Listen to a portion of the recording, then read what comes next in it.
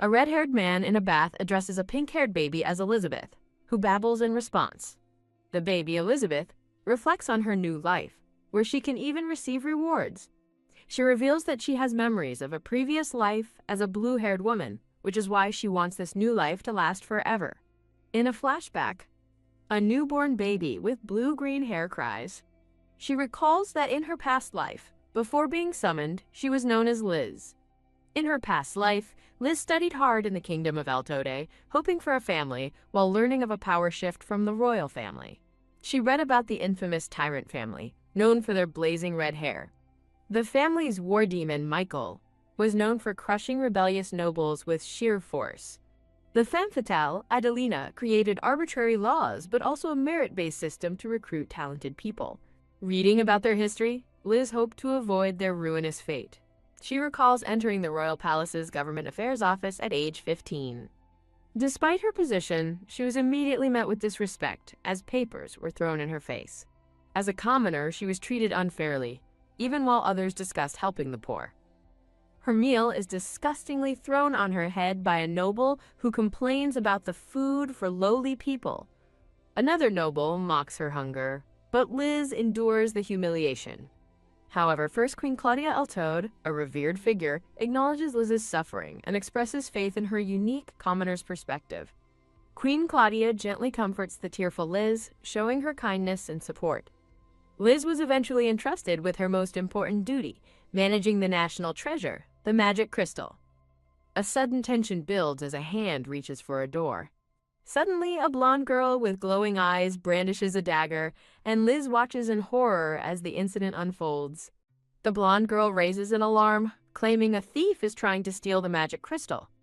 The girl, revealed to be the queen's daughter, accuses Liz, who protests her innocence, but Queen Claudia dismisses her, regretting appointing a commoner. In a shocking betrayal, Liz is surrounded by royal guards, with swords drawn as the queen and her daughter look on. The queen's daughter proudly declares she has exposed a commoner who tried to steal the precious magic crystal. She orders the execution as Liz kneels, stunned by the injustice. With swords at her neck, Liz despairs, realizing even the wise queen she trusted has turned against her. Before a guillotine, a crowd roars for the criminal's execution. Watching from a carriage, two noble women remark that commoners are never rewarded for their efforts. Facing her doom, Liz realizes she cannot break the cycle of prejudice. Smack! Someone throws bread, striking her in the head. As the crowd jeers, she reflects on the cold reality that birth circumstances create gaps that can't be filled. With tears streaming down her face, she resigns to her fate, having no family to protect. In her final moments before the guillotine, she makes a desperate wish to any god that might be listening. A jolt runs through her as she sees a vision of a girl reaching toward a massive, glowing purple crystal. Waking with a heavy body and strange senses, she finds herself reborn. She looks at her tiny baby hands, confused and struggling to form words. She finds herself in an incredibly lavish and ornate room. As a baby with pink hair and bright green eyes, she takes in her new surroundings. Overwhelmed by her cute new form, she lets out a happy giggle. Her joy fades as she spots a family portrait and recognizes the signature red hair. Her eyes widen in terror as she identifies the red-haired man as Michael, the battlefield demon. Crash. The horrifying realization hits her. She's been reincarnated into the very Tyrant family whose ruin she read about. The story continues. A new chapter begins in the life of the tyrannical family's baby. She recalls her tragic end, executed as a traitor while the crowd cheered for her death. Now a pink-haired baby, Elizabeth sits up with a serious, determined expression. She gazes around the opulent room, stunned by the top-class furnishings of a noble home. Lying in a grand golden crib, she is surrounded by unimaginable luxury. The world looks completely different from her new, tiny perspective. Checking the family portrait again, she confirms her suspicion based on their shared hair color. Bam! Her terrifying realization is confirmed. She has been reborn into the infamous Tyrant family, the Waltzers. She recalls the family members: Michael Waltzer, the demon of the battlefield, his wife Adelina, the femme fatale, and their son. Their son Julius is revealed to be the current chancellor and the first queen's right hand. A dark memory reveals Julius ordering an execution as a queen lies fallen before him. Back in her crib, the baby shivers uncontrollably, overwhelmed by the horrifying knowledge. She tries to console herself, reasoning that since the tyrant couple is dead, the family has likely already fallen from power. Panic sets in as she realizes that despite her cries, no one is coming to care for her. A maid finally opens the door, her face unreadable as she stands silently in the doorway. The brown-haired maid stands over the crib, complaining that it's far too cold for the baby. As the annoyed maid looks on, the baby internally screams in frustration over the awful treatment. On the verge of tears, she laments that she expected to be cared for, but her diaper is still dirty. She fumes that even a disgraced noble family should be able to manage basic care for a baby.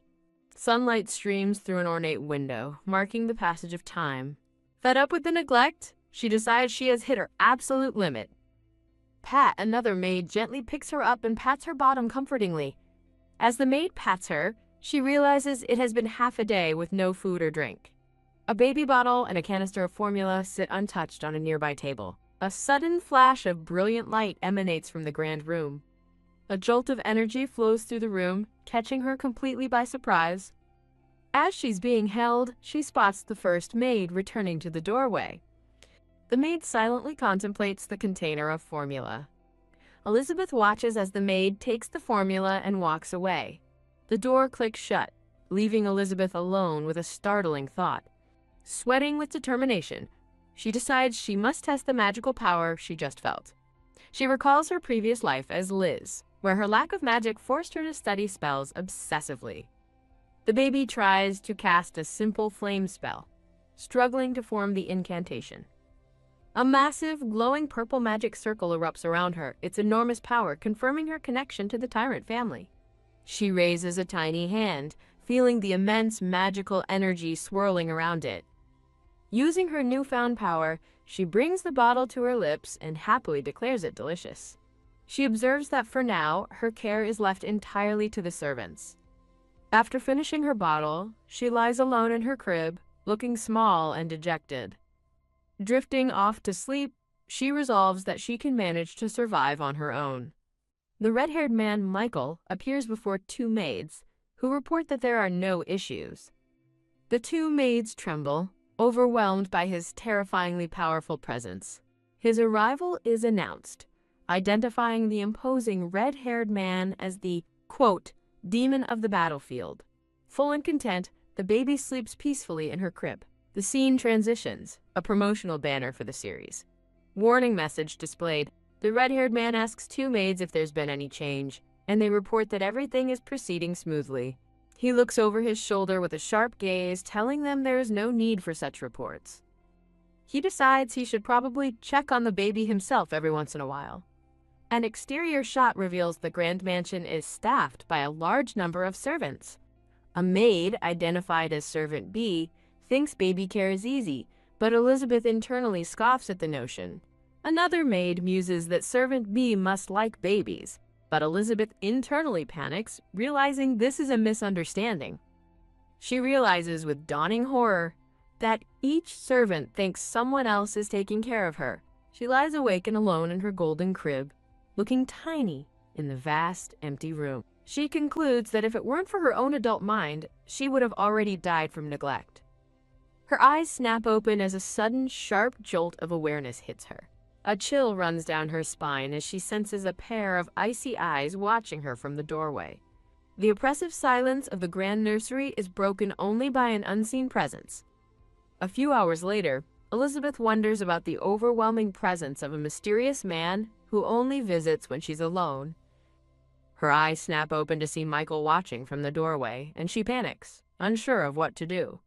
A few days pass, and a sudden burst of magical energy fills the nursery.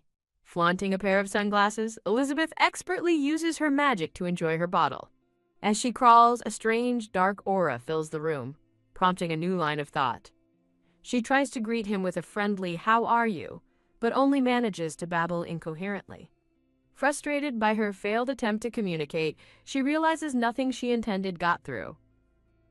From the doorway, Michael quietly watches his daughter, a gentle light surrounding him. Peeking over some flowers, Elizabeth flashes an irresistibly cute and happy smile. Her smile vanishes as she stands in her crib, intimidated by her father, Michael, looming over her. His intense gaze is so terrifying that it sends a shiver of fear right through her. A large hand gently pats her head, and she looks up in wide-eyed, innocent surprise. With a faint, almost imperceptible smirk, the red-haired man turns and walks away. As Michael quickly departs, the brown-haired maid enters the room, looking confused by the sudden movement. Elizabeth panics, thinking her secret visitor is about to be discovered. Tisk! The maid angrily grips the crib, her expression full of annoyance. As the maid lunges for her, Elizabeth realizes she can't use her magic and cries out. But a hand suddenly stops the attack. Michael furiously confronts the maid about her intentions, striking her and demanding she answer for her actions as Elizabeth watches. Holding the terrified maid by her collar, Michael's cold glare promises punishment. Standing over the cowering maid in the spilled formula, he menacingly asks if this is how she attends to his daughter. Alone in her crib, Elizabeth watches the tense confrontation from a distance. Michael draws his sword, accusing the maid of filing false reports, and she begs for her life as he prepares to execute her.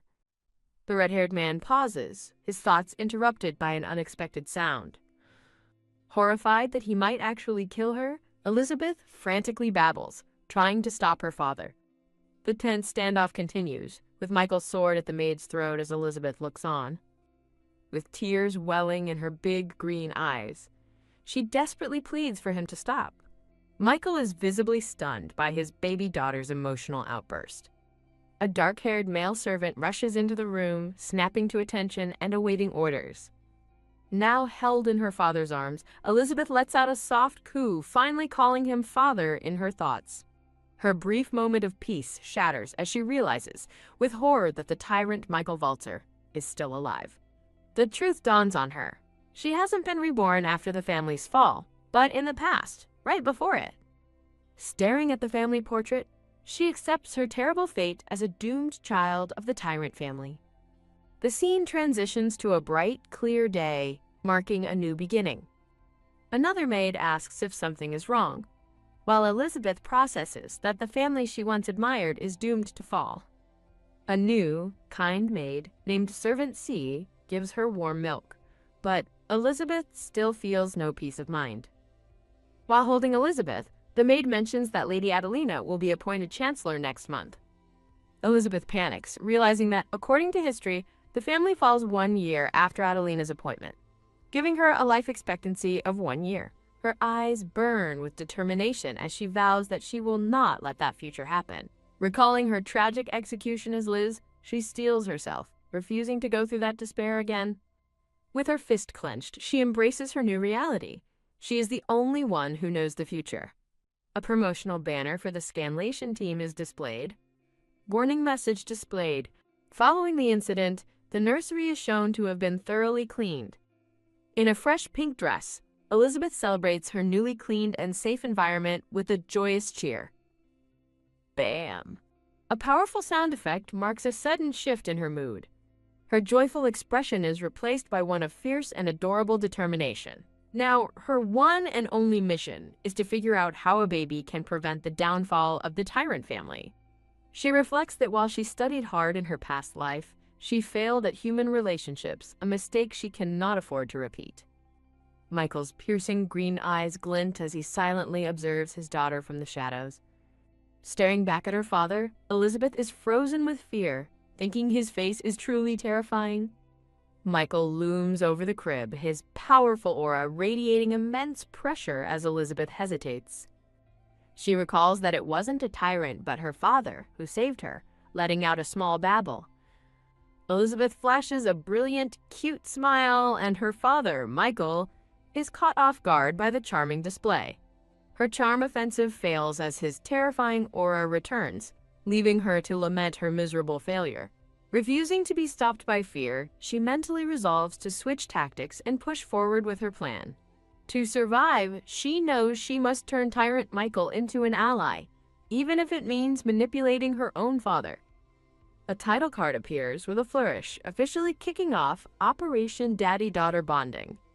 As her first step, Elizabeth wraps herself in a magical shield to withstand her father's overwhelming aura. Recalling moments of his quiet care, she starts to wonder if she has misunderstood his intentions all along. Her suspicion grows as she pictures him holding a cute yellow dress and a pink stuffed bunny for her. She realizes it's his aura that scares everyone away, from babies to animals, much to her frustration. The nearby maid muses that it looks like a normal parent-child chat, while Elizabeth wishes he'd just be gentle. After the maid suggests Elizabeth likes him, Michael furiously yells at the startled servant, while Elizabeth internally begs him to calm down. Elizabeth looks at her father, a flicker of hope and affection appearing in her thoughts. She looks up with wide, pleading eyes, putting on her most innocent and adorable expression. Her father gently offers her a stuffed bunny, a silent peace offering. Hugging the new toy, Elizabeth thinks that at the very least, he seems to be trying. As the maid wonders about bathing and feeding her, Michael gets a dark look of realization, terrifying Elizabeth. With a wild grin, Michael enthusiastically declares that he will be the one to bathe his daughter. The maid nervously tries to explain that a bath isn't necessary thanks to magical cleansing tools. Elizabeth is left utterly speechless and horrified by this unexpected development. Seeing Elizabeth's apparent excitement, a stunned Michael and a resigned maid agree that it's bath time. In the bathroom, Michael holds Elizabeth aloft like a trophy, much to the maid's horror. Well, that's one way to start a bath. The maid bravely scolds him for scaring the baby, and Elizabeth marvels at the maid's courage. Following the maid's instructions, Michael awkwardly adjusts his hold, surprising Elizabeth with the sudden closeness. Snuggled against him, Elizabeth is amazed by how perfectly she fits against his abs, finding them surprisingly comfortable. She marvels at the incredible stability of being held in her father's strong arms. Michael carries his daughter towards the large, sunlit bathtub, ready to begin. Peeking over his shoulder, Elizabeth gets a glimpse of the bath products waiting for her. Seeing the supermint and refreshing and exciting bottles, she panics and internally screams for a servant to save her. Back in her crib, the maid looks on with relief as a traumatized Elizabeth thinks she somehow survived the ordeal. A title card frames the chaotic memory, ironically titled, A Cozy Father-Daughter Bath Time. After the bath, the maid tries to feed Elizabeth, who refuses her milk due to a bloated, uncomfortable tummy. Elizabeth suddenly goes limp with discomfort, and the panicked maid rushes to get help. Feeling a sharp pain, Elizabeth wonders what's happening as she lies helpless in her crib. A brilliant, golden magic circle erupts from Elizabeth, filling the entire room with overwhelming power. Slam Michael bursts through the doorway, shouting his daughter's name in alarm as he sees the blinding light.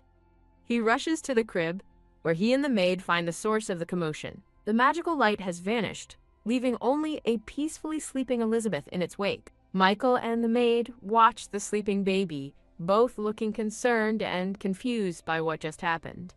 He orders the shaken maid to call a doctor just in case, and she immediately agrees. Alone now, Michael stands watch over his daughter's crib, a silent and protective guardian. In a stunning turn of events, a blue-haired woman wakes up, realizing with a shock that she's back in her old body. A promotional banner for the Scanlation team is displayed. The blue-haired woman, Liz, now sits by the golden crib, watching the sleeping baby Elizabeth inside. Liz leans over the crib, her expression a mix of confusion and concern as she looks at the baby. Wondering why she's back in her old form, Liz gently pokes the baby's forehead, triggering a soft magical glow. Her consciousness returns to her baby body, and Elizabeth wonders how she turned back, letting out a confused babble. With a determined glint in her eyes, baby Elizabeth forces a slight, strained smile. The scene shifts to Liz's blue-haired adult form, floating gracefully near the golden crib. Looking down at her own sleeping infant form, Liz confirms that her baby self is peacefully asleep. A purple magical aura surrounds her hand as Liz realizes her powers are now with this adult form. Pop Liz comically appears from a cloud of smoke, wondering if this explains her sudden materialization. Leaning over the crib, Liz theorizes that if someone touches the sleeping baby, it might trigger a reaction. Bam! Just as predicted, baby Elizabeth wakes with a start, leading Liz to recall that magic can misfire when it builds up. Elizabeth realizes she hasn't used magic recently, which might be the cause of the sudden magical outburst. Her father Michael bursts in, shouting her name, and Elizabeth looks up at him with a happy coo. A reflection in a mirror reveals an elderly doctor and a brown-haired woman accompanying Michael. The elderly doctor looks grave as he anxiously asks about Elizabeth's condition. Michael furiously orders the doctor to hurry the examination, while Elizabeth pities the terrified old man. As Michael comically explodes with a nosebleed from stress, Elizabeth tries to project that she's perfectly fine. While the doctor nervously examines a worried Elizabeth, her father collapses dramatically in the background. The doctor declares Elizabeth to be in good health, but Michael reacts with furious disbelief. Michael angrily confronts the doctor about the maid's report, and Elizabeth fears for the old man's life. To de-escalate the situation, Elizabeth decides to do something embarrassing and musters all her baby strength. Reaching out with her tiny hands, she manages to babble a word toward her father. A close-up shows Elizabeth's blushing, determined face as she tries to get her father's attention. She silently pleads for him to pay attention to her, and his fierce expression softens instantly. Michael gently scoops his daughter up, holding her close to his chest. Held safely in his arms, Elizabeth realizes her stomachache was simply due to an excess of magic.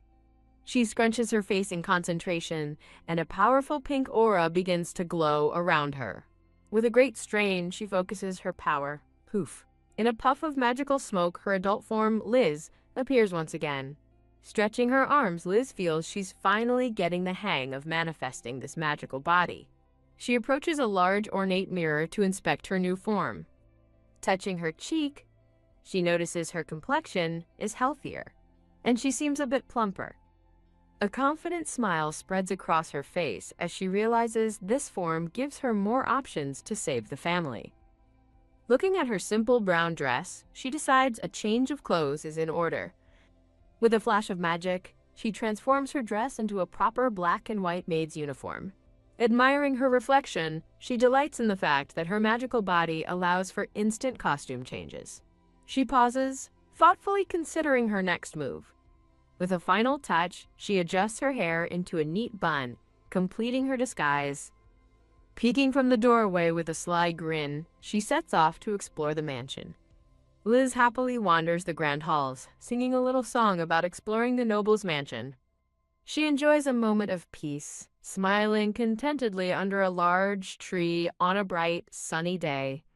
A promotional banner for the scanlation team is displayed.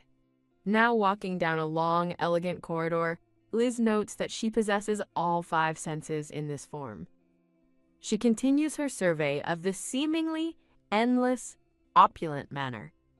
Mentally exhausted by the sheer size of the place, she slumps to the floor, nicknaming herself Tired Z.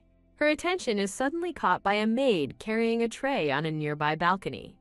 Seeing the delicious-looking sandwich and tea, Liz smells the nice scent and correctly guesses it's for her father. Bingo! As a voice from behind a door grants the maid entry, Liz pumps her fist in triumph. Inside the office, Michael is seen hard at work, writing at a desk piled high with documents. As the maid enters and apologizes, Michael's intimidating purple aura flares up, startling her. While biting into a sandwich, Michael commands the terrified maid to report on Elizabeth's condition in detail. He mentally lists the specifics he wants to know, but then dismisses the maid, saying her report won't be necessary. While Liz panics as she magically senses her father is on his way, just as he leaves his office. The maid offers her deepest apologies as Michael's intimidating purple aura flares silently from his desk.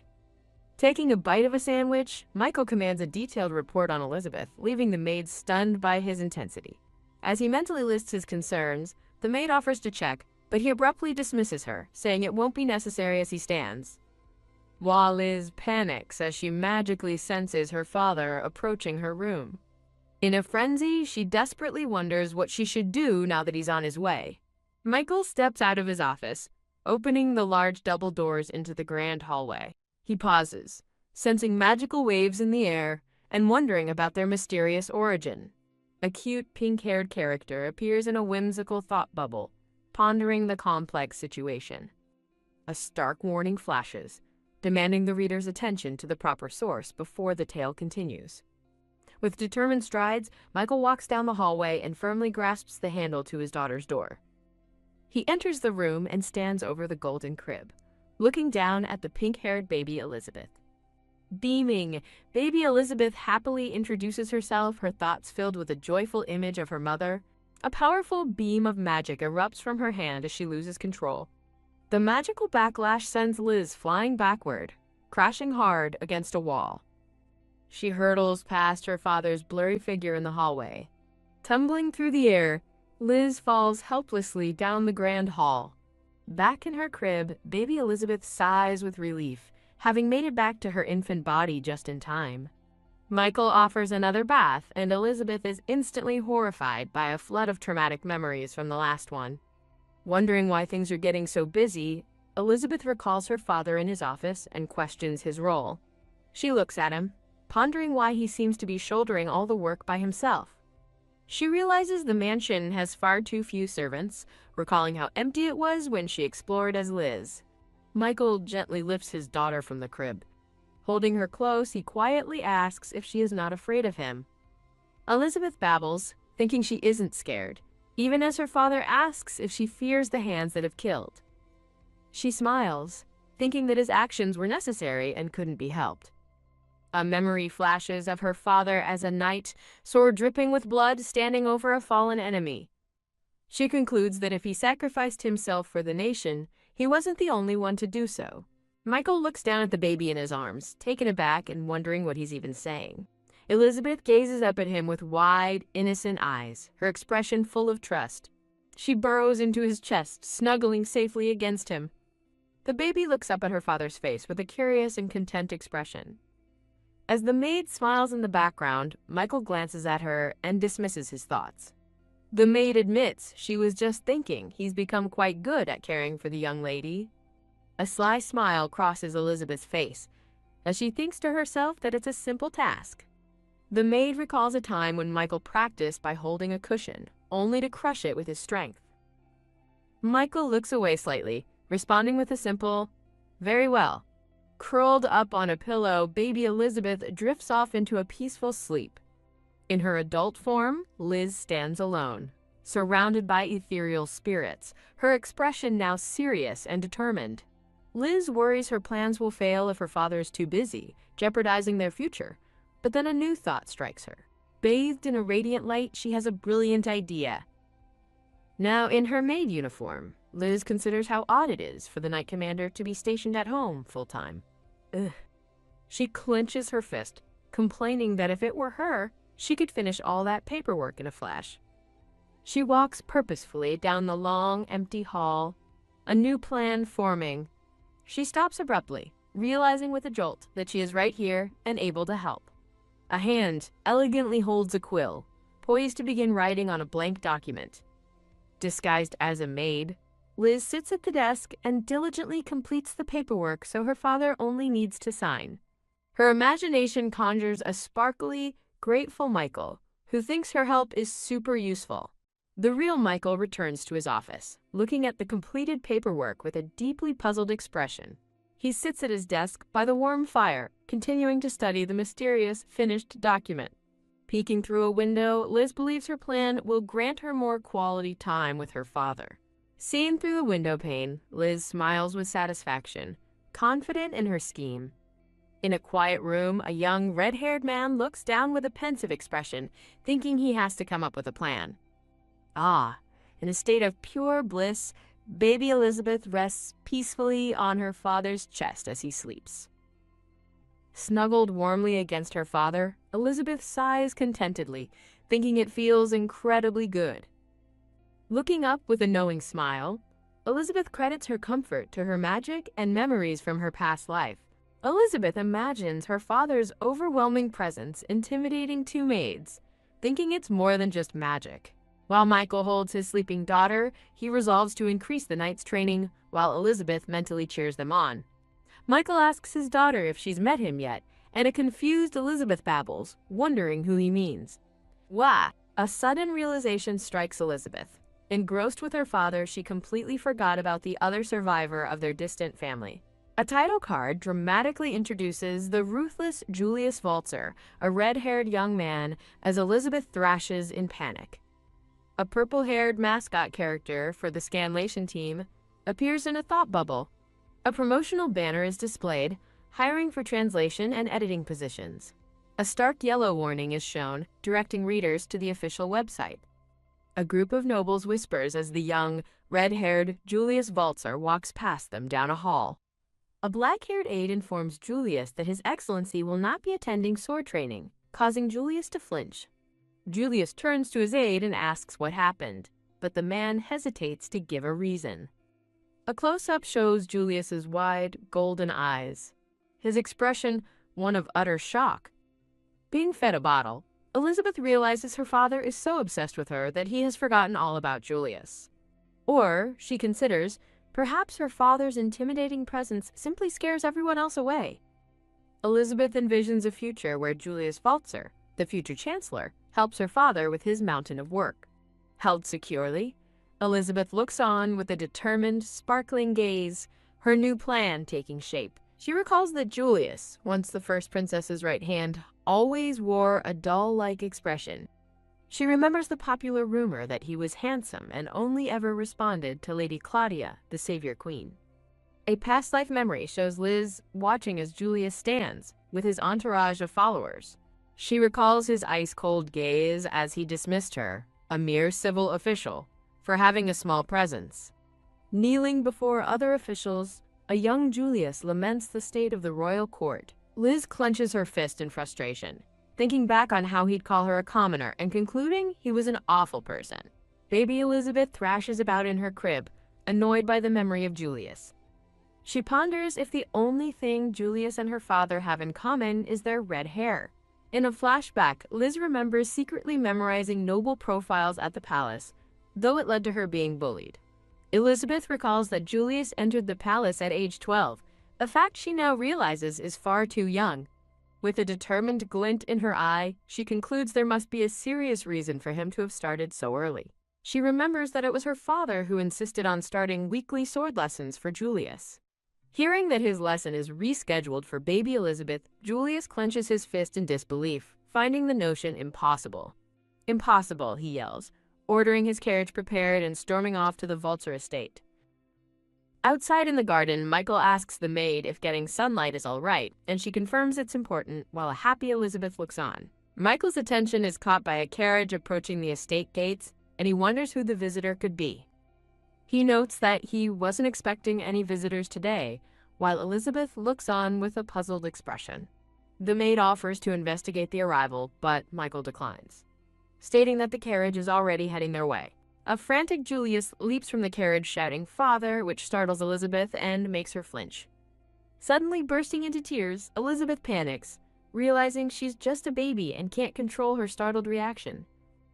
The maid rushes away in a fluster. Michael holds his crying daughter as a frustrated Julius clutches his head, vexed by the situation. The tense standoff continues as Michael comforts Elizabeth, with the maid and a distraught Julius watching. Julius nervously stammers, trying to address his father. Michael coldly orders Julius to go back, leaving the young man looking shocked and hurt. As Julius turns to leave, a wide-eyed Elizabeth looks from her father's arms, finally realizing this is him.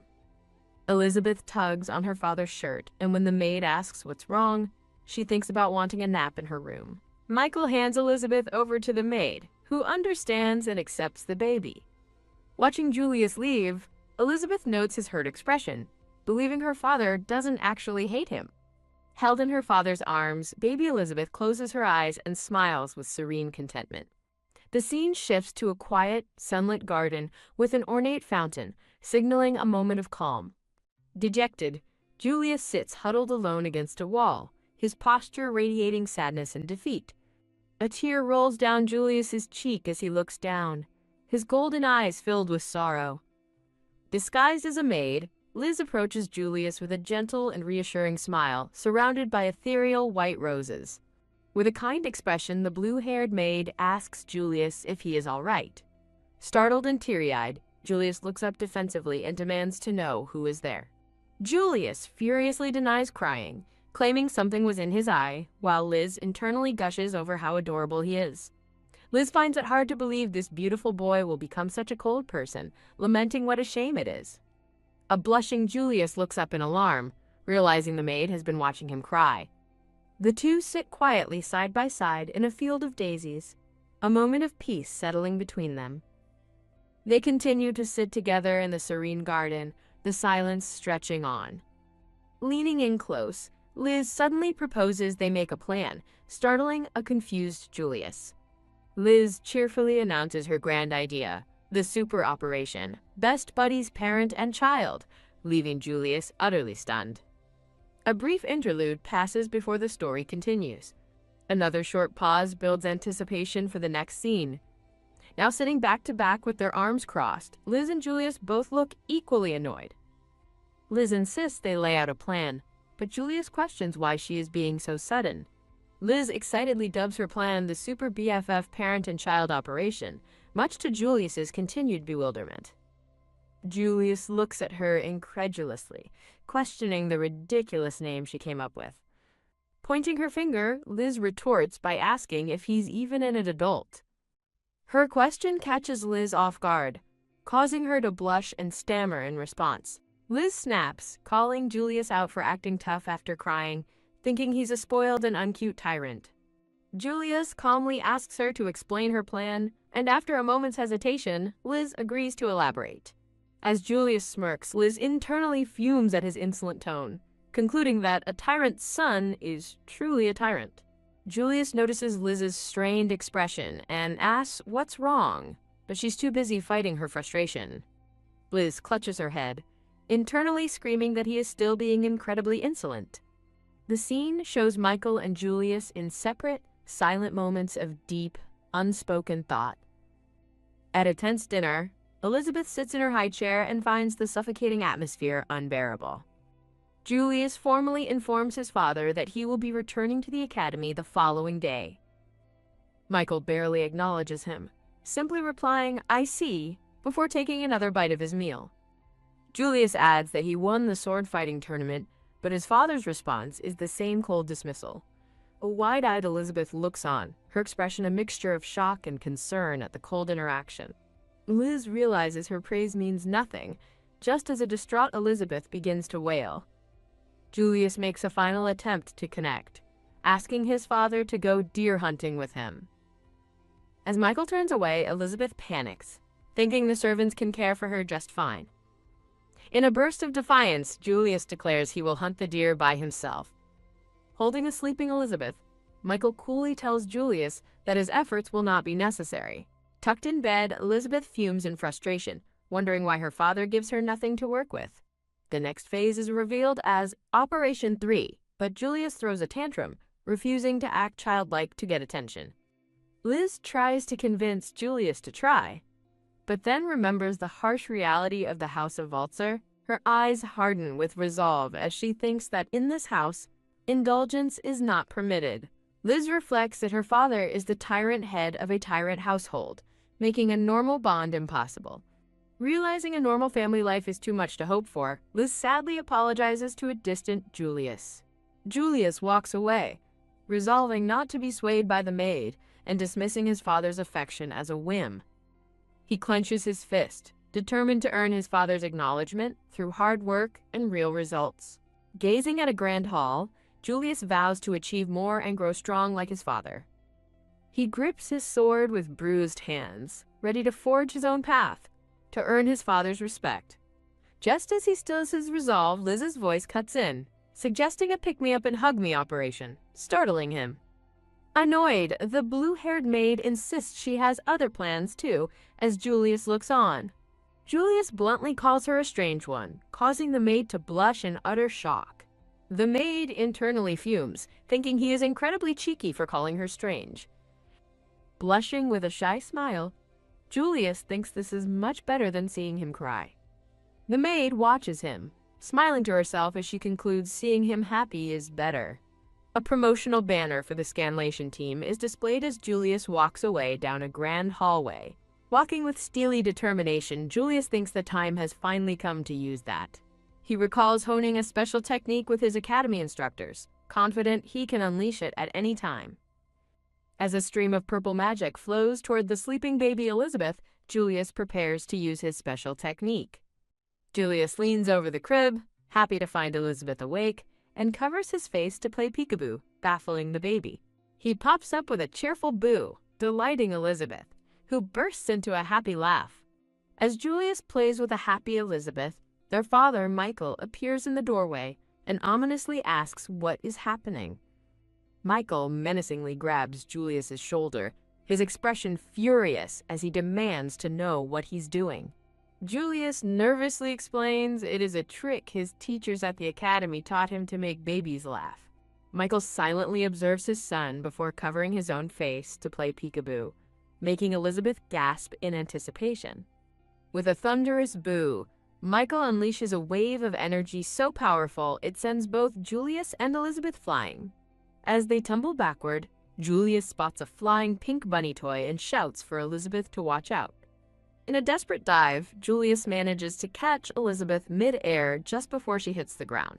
Clutching Elizabeth, Julius feels relief, while Elizabeth internally panics about her near-death experience. Julius then apologizes to his father. Julius tries to take the blame, but Elizabeth thinks it's not his fault, as the move is only dangerous when their father does it. Michael places a hand on his son's shoulder, and a tearful Julius looks up at him. Michael instructs Julius that he must protect his sister, and a determined Julius eagerly agrees. As Julius lovingly holds his little sister, Elizabeth gazes up at him with a bright, happy smile. A blushing Julius is struck by an arrow of affection as he holds the sleeping baby Elizabeth close. A thought bubble declares that despite the unforeseen chaos, the mission was a smashing success.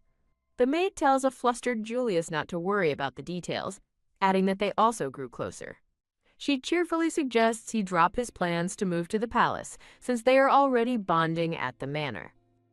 Julius turns away, looking troubled and deep in thought after her suggestion. Julius confronts the maid, demanding to know how she knew about his palace invitation when he hasn't even told his father. He recalls her suspicious behavior from the start, as she struggles to come up with an excuse. His eyes widen in sudden realization, and he accuses her of being a spy. Panicked, the maid vehemently denies the accusation, realizing she has made a huge mistake. She is internally shocked, unable to believe Julius kept his palace invitation a secret from their father. In a moment of sheer panic, the maid blurts out her true identity. "I'm Elizabeth." Julius stares back at her, completely speechless and bewildered by her impossible claim. A promotional banner is displayed, hiring for translation and editing positions. Julius shouts, "Elizabeth," in a state of utter disbelief and confusion. The maid stands awkwardly before a still confused Julius after her startling confession. Julius is still processing her words, only managing a confused "huh" as he stares at her. Liz clutches her head, panicking about what she just said, as Julius asks what she's talking about. Julius sighs, asking her to clarify what she means by claiming to be Elizabeth. Liz laughs nervously, trying to play it off as a joke she doesn't remember making. Julius threatens to report her as an intruder, prompting a desperate Liz to grab him and plead for a chance to explain. Liz looks down, realizing that even if she explains the truth, he probably won't believe her anyway. Julius grabs her chin and furiously demands an explanation, causing her to yelp in fear. Julius challenges her to prove her claim right there, and looking at the sleeping baby, Liz confidently says she can. Liz decides it will be faster to show him rather than explain, trusting that he is kind enough to listen. As the maid leans over the crib, a shocked Julius shouts at her to stop. "What are you going to do to Elizabeth?" Julius cries out as a brilliant light envelops the two of them. A close-up shows baby Elizabeth peeking over the side of her crib with a bright, knowing smile. Baby Elizabeth babbles that she's right here, leaving a confused Julius wondering what just happened. As Julius leans in, the baby insists that Liz is Elizabeth, prompting him to question her name. A chibi Julius asks if she can change back into her previous form, and a smiling Elizabeth happily obliges. Whoa! Julius watches in shock as the blue-haired maid Liz emerges from a bright light above the crib. With the transformation complete, baby Elizabeth now lies sleeping peacefully in her crib. Liz explains that her body is made from Elizabeth's magic and asks Julius if he understands now.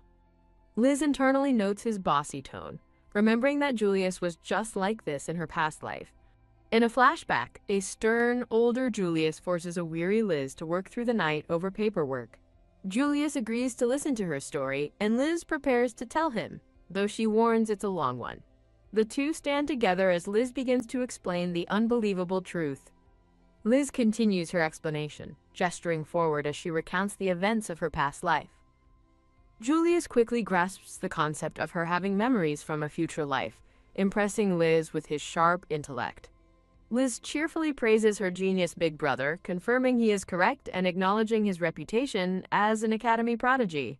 Julius recalls an ancient text about a wizard who foresaw the future and created a duplicate body, theorizing that they too were reborn from a future life. Liz internally acknowledges there's a secret about Julius she can't tell him, recalling a discovery from the archives. In her past life, she found a document marked for disposal, revealing that Tyrant Michael once entered the demon forest alone. A flashback shows Michael surrounded by countless magic beasts, abandoned with no hope of reinforcements. When his strength gave out, the only thing he managed to secure was a magic crystal, fated to become a national treasure. He offered this crystal to the royal family, an achievement that single-handedly allowed Julius, a child of a fallen house, to become chancellor. Back in the present, a smiling Julius looks at Liz, now understanding her situation. Determined to protect him, Liz internally vows she can't reveal the truth about their father's sacrifice. Julius looks on, slightly surprised by her sudden emotional shift. A determined Julius thinks that making choices to strengthen his father is all that matters, as Liz watches with concern. Julius smiles, content with his new resolve to support his father no matter what. Liz feels a sense of hope, believing that with her brother now on her side, the tragic future she remembers can be avoided. She recalls the terrible vision of Michael fighting alone against a horde of magical beasts. Liz believes that even if something bad happens, everything will be fine as long as Julius stands by their father's side. Startled, Liz and Julius both turn their attention toward a portrait hanging on the wall. A different maid enters the room, and Julius turns toward the sound of her arrival, asking her to excuse them. Lying in her crib once more, baby Elizabeth looks up and thinks, "Boo?" Julius urgently tells Liz that boo is not an answer, and that their father is waiting for them. As Julius tends to the crib, Liz internally agrees, ready to face their father. Suddenly, their father Michael appears, remarking on Julius's deep concern for Elizabeth. Michael silently picks up the sleeping baby Elizabeth from her crib. Elizabeth peeks open an eye, relieved that her father doesn't seem to have noticed her secret. Julius watches with a relieved smile, thinking that, thank goodness, they got away with it. Michael stands holding Elizabeth, looking expectantly at his son Julius. Michael commands Julius to accompany them, and a smiling Julius immediately agrees. Tucked in her crib, Elizabeth is relieved, thinking that her brother can finally talk to their father normally now. A maid approaches with a bottle, internally trembling at how scary Michael's aura is. As she drinks her milk, Elizabeth thinks about how easily she can now enter her dream world. The sweet baby Elizabeth looks up contentedly. A warning message is displayed regarding the Scanlation website. In his study, Michael works at a desk piled high with papers as Julius stands beside him. Liz's plan, Operation Bonding with Father, is to help with work, and Julius thoughtfully considers the idea. Michael remarks that it's more efficient to use the knights for their strength than their minds, while Julius agrees they've reduced the nearby magic beasts. Julius clarifies that the knight's duty is a separate matter from his own responsibilities. A chibi Julius cheerfully thinks that taking a little break shouldn't be a problem. Julius's expression turns serious, as he adds they could only rest until next month's inauguration. In his study, Michael thinks about next month's inauguration ceremony, where a woman named Adelina Valtizer is set to be named.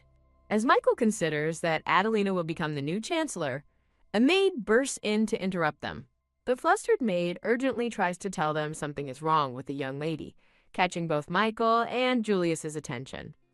In her crib, a thoughtful baby Elizabeth considers the royal palace. Lying with her bunny toy, Elizabeth continues her thought, stating that, honestly, she doesn't want to go. Elizabeth recalls the terrifying face of First Queen Claudia, the one who killed her, and trembles in fear. A flashback introduces Lady Adelina, a brilliant woman who rose to prominence based on talent, not status. Adelina was a woman of firm justice who never tolerated corruption among the nobles. Her principled actions and the people who admired her meant something significant for her future. It meant she was despised by the nobility, as she had purged nearly all corrupt high-ranking officials. Elizabeth recalls that though Lady Adelina was called an evil woman, it was thanks to her that she, an orphan, could survive. Back in the present, the maid explains to a concerned Michael and Julius that the young lady has been like this all morning. A chorus of butterflies surrounds baby Elizabeth as she happily sings, causing Julius to wonder if she's really singing. Struck by a bolt of realization, a shocked Michael shouts, "No way! Is Elizabeth a genius?" Whap! Michael swiftly scoops up the baby, who is now peacefully held in his arms as her toy tumbles through the air. The next month, as Michael leaves the room, a determined maid clenches her fist, ready for their trip to the royal palace. The family stands together in their formal attire, ready for their visit to the palace. A blushing Elizabeth, held by her father, is completely starstruck by his impressive knight uniform. A magnificent royal carriage, pulled by 4 white horses, begins its journey. Inside the carriage, Michael warns Julius to be careful at the palace, while Elizabeth notes the magical contracts mean even new servants are trustworthy. Elizabeth reflects that the real issue was never about working, recalling a vision of her alternate self, Liz, imprisoned. A line of opulent carriages makes its way toward the grand royal palace. A pristine white boot steps firmly onto a red carpet, marking their arrival. The family, accompanied by a new maid, disembarks from their carriage. A close-up reveals Elizabeth's worried expression as she thinks, "Still?" The palace feels nostalgic, but Elizabeth still trembles with fear as her father carries her. Michael asks if she needs a diaper, but an indignant Elizabeth shouts, "No!" A palace attendant leads the family down a corridor, announcing that Lady Adelina Waltzer's office is this way. Looking back down the hall, Elizabeth realizes she never visited this area in her life as Liz. Michael calls out to Adelina, who turns and is surprised to see him holding a thing. As the blue-haired woman holds a bundle, Elizabeth immediately notices the dark circles under her eyes. Elizabeth's internal monologue continues, observing Adelina's haggard face and lifeless hair with concern. A teary-eyed Elizabeth recognizes Adelina as a typical, overworked person, just like she was in her past life. Michael advises the woman she should rest, and Elizabeth thinks even a tyrant like her father would show concern. Adelina dismisses his concern with a smile, while Elizabeth is shocked to hear her think that Michael is a muscle monster with inhuman stamina. Julius addresses the woman as mother, urging her not to push herself, and she gratefully thanks him. As her mother reviews a document, Elizabeth realizes this is not what she imagined at all. Elizabeth wonders if false rumors were spread about her mother. But more importantly, there's another pressing question. With a cold expression, Adelina asks Michael why he brought that to her office. Michael calmly explains he's been caring for the baby, prompting a shocked reaction from Adelina. Julius defends his sister, but his mother angrily declares that's exactly why he shouldn't bring Elizabeth near her, leaving Michael speechless. Elizabeth recalls her efforts to bond with her father and brother, all to protect her family. A tearful Elizabeth is heartbroken that after everything she's done, she is hated by her own mother. She despairs that her mother despises her so much she refuses to even say her name, as Adelina glares down with contempt. A promotional banner is displayed, hiring for translation and editing positions. A furious Adelina screams for them to take that thing away from her immediately. Julius looks on in utter shock, murmuring, "Mother," as Michael watches grimly. Crushed, Elizabeth realizes she is truly hated by her mother, who won't even speak her name. Michael looks down, his expression somber, and filled with unspoken sorrow. Michael hands Elizabeth to the maid, explaining he must attend to the knight's order before the ceremony begins. As Michael and Julius turn to leave, a wide-eyed Elizabeth panics, wondering if they are truly abandoning her. A furious Adelina stops them, demanding they take the child with them, a command Elizabeth silently cheers for. Michael turns back, his expression unreadable, as the family is brought back together at the office doorway. With Elizabeth now in a nearby basket, an exhausted Adelina slumps over her desk, prompting Liz to think her mother is the one who truly deserves to weep.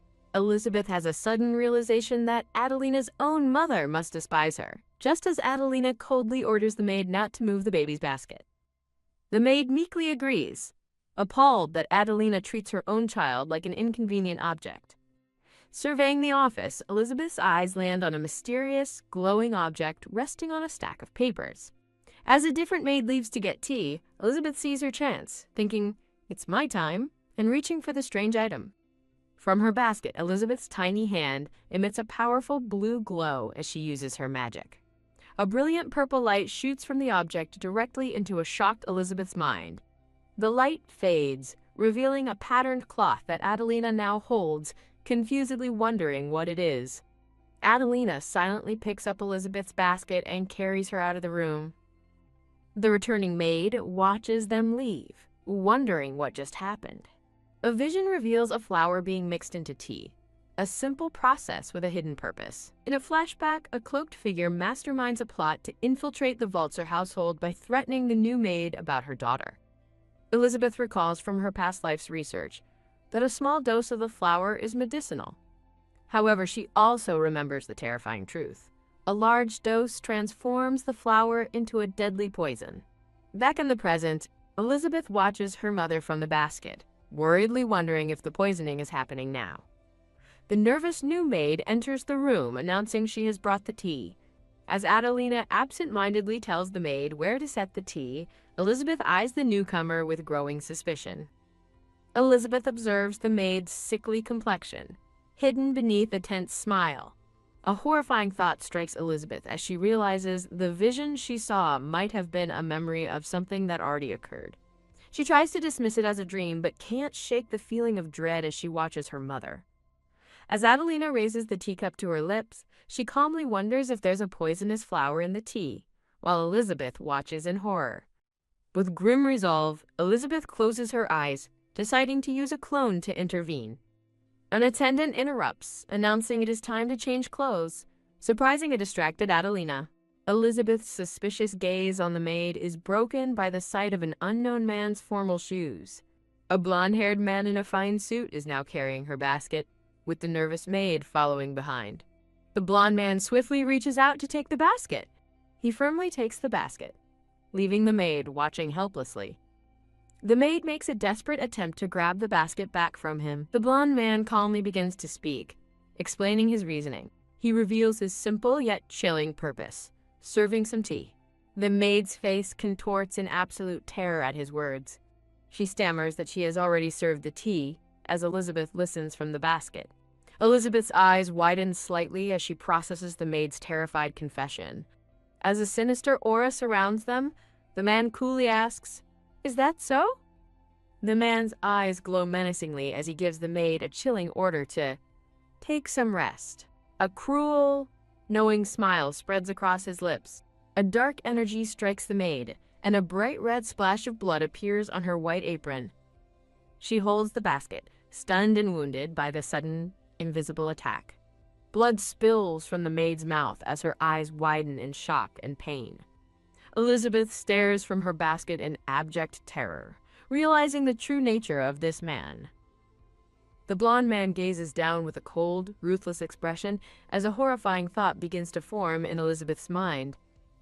Elsewhere, Michael and Julius walk together down a long, ornate palace hallway. Julius hesitantly calls out to his father, trying to bring up the subject of Elizabeth. Michael turns to his son and acknowledges him with a simple, "Yeah."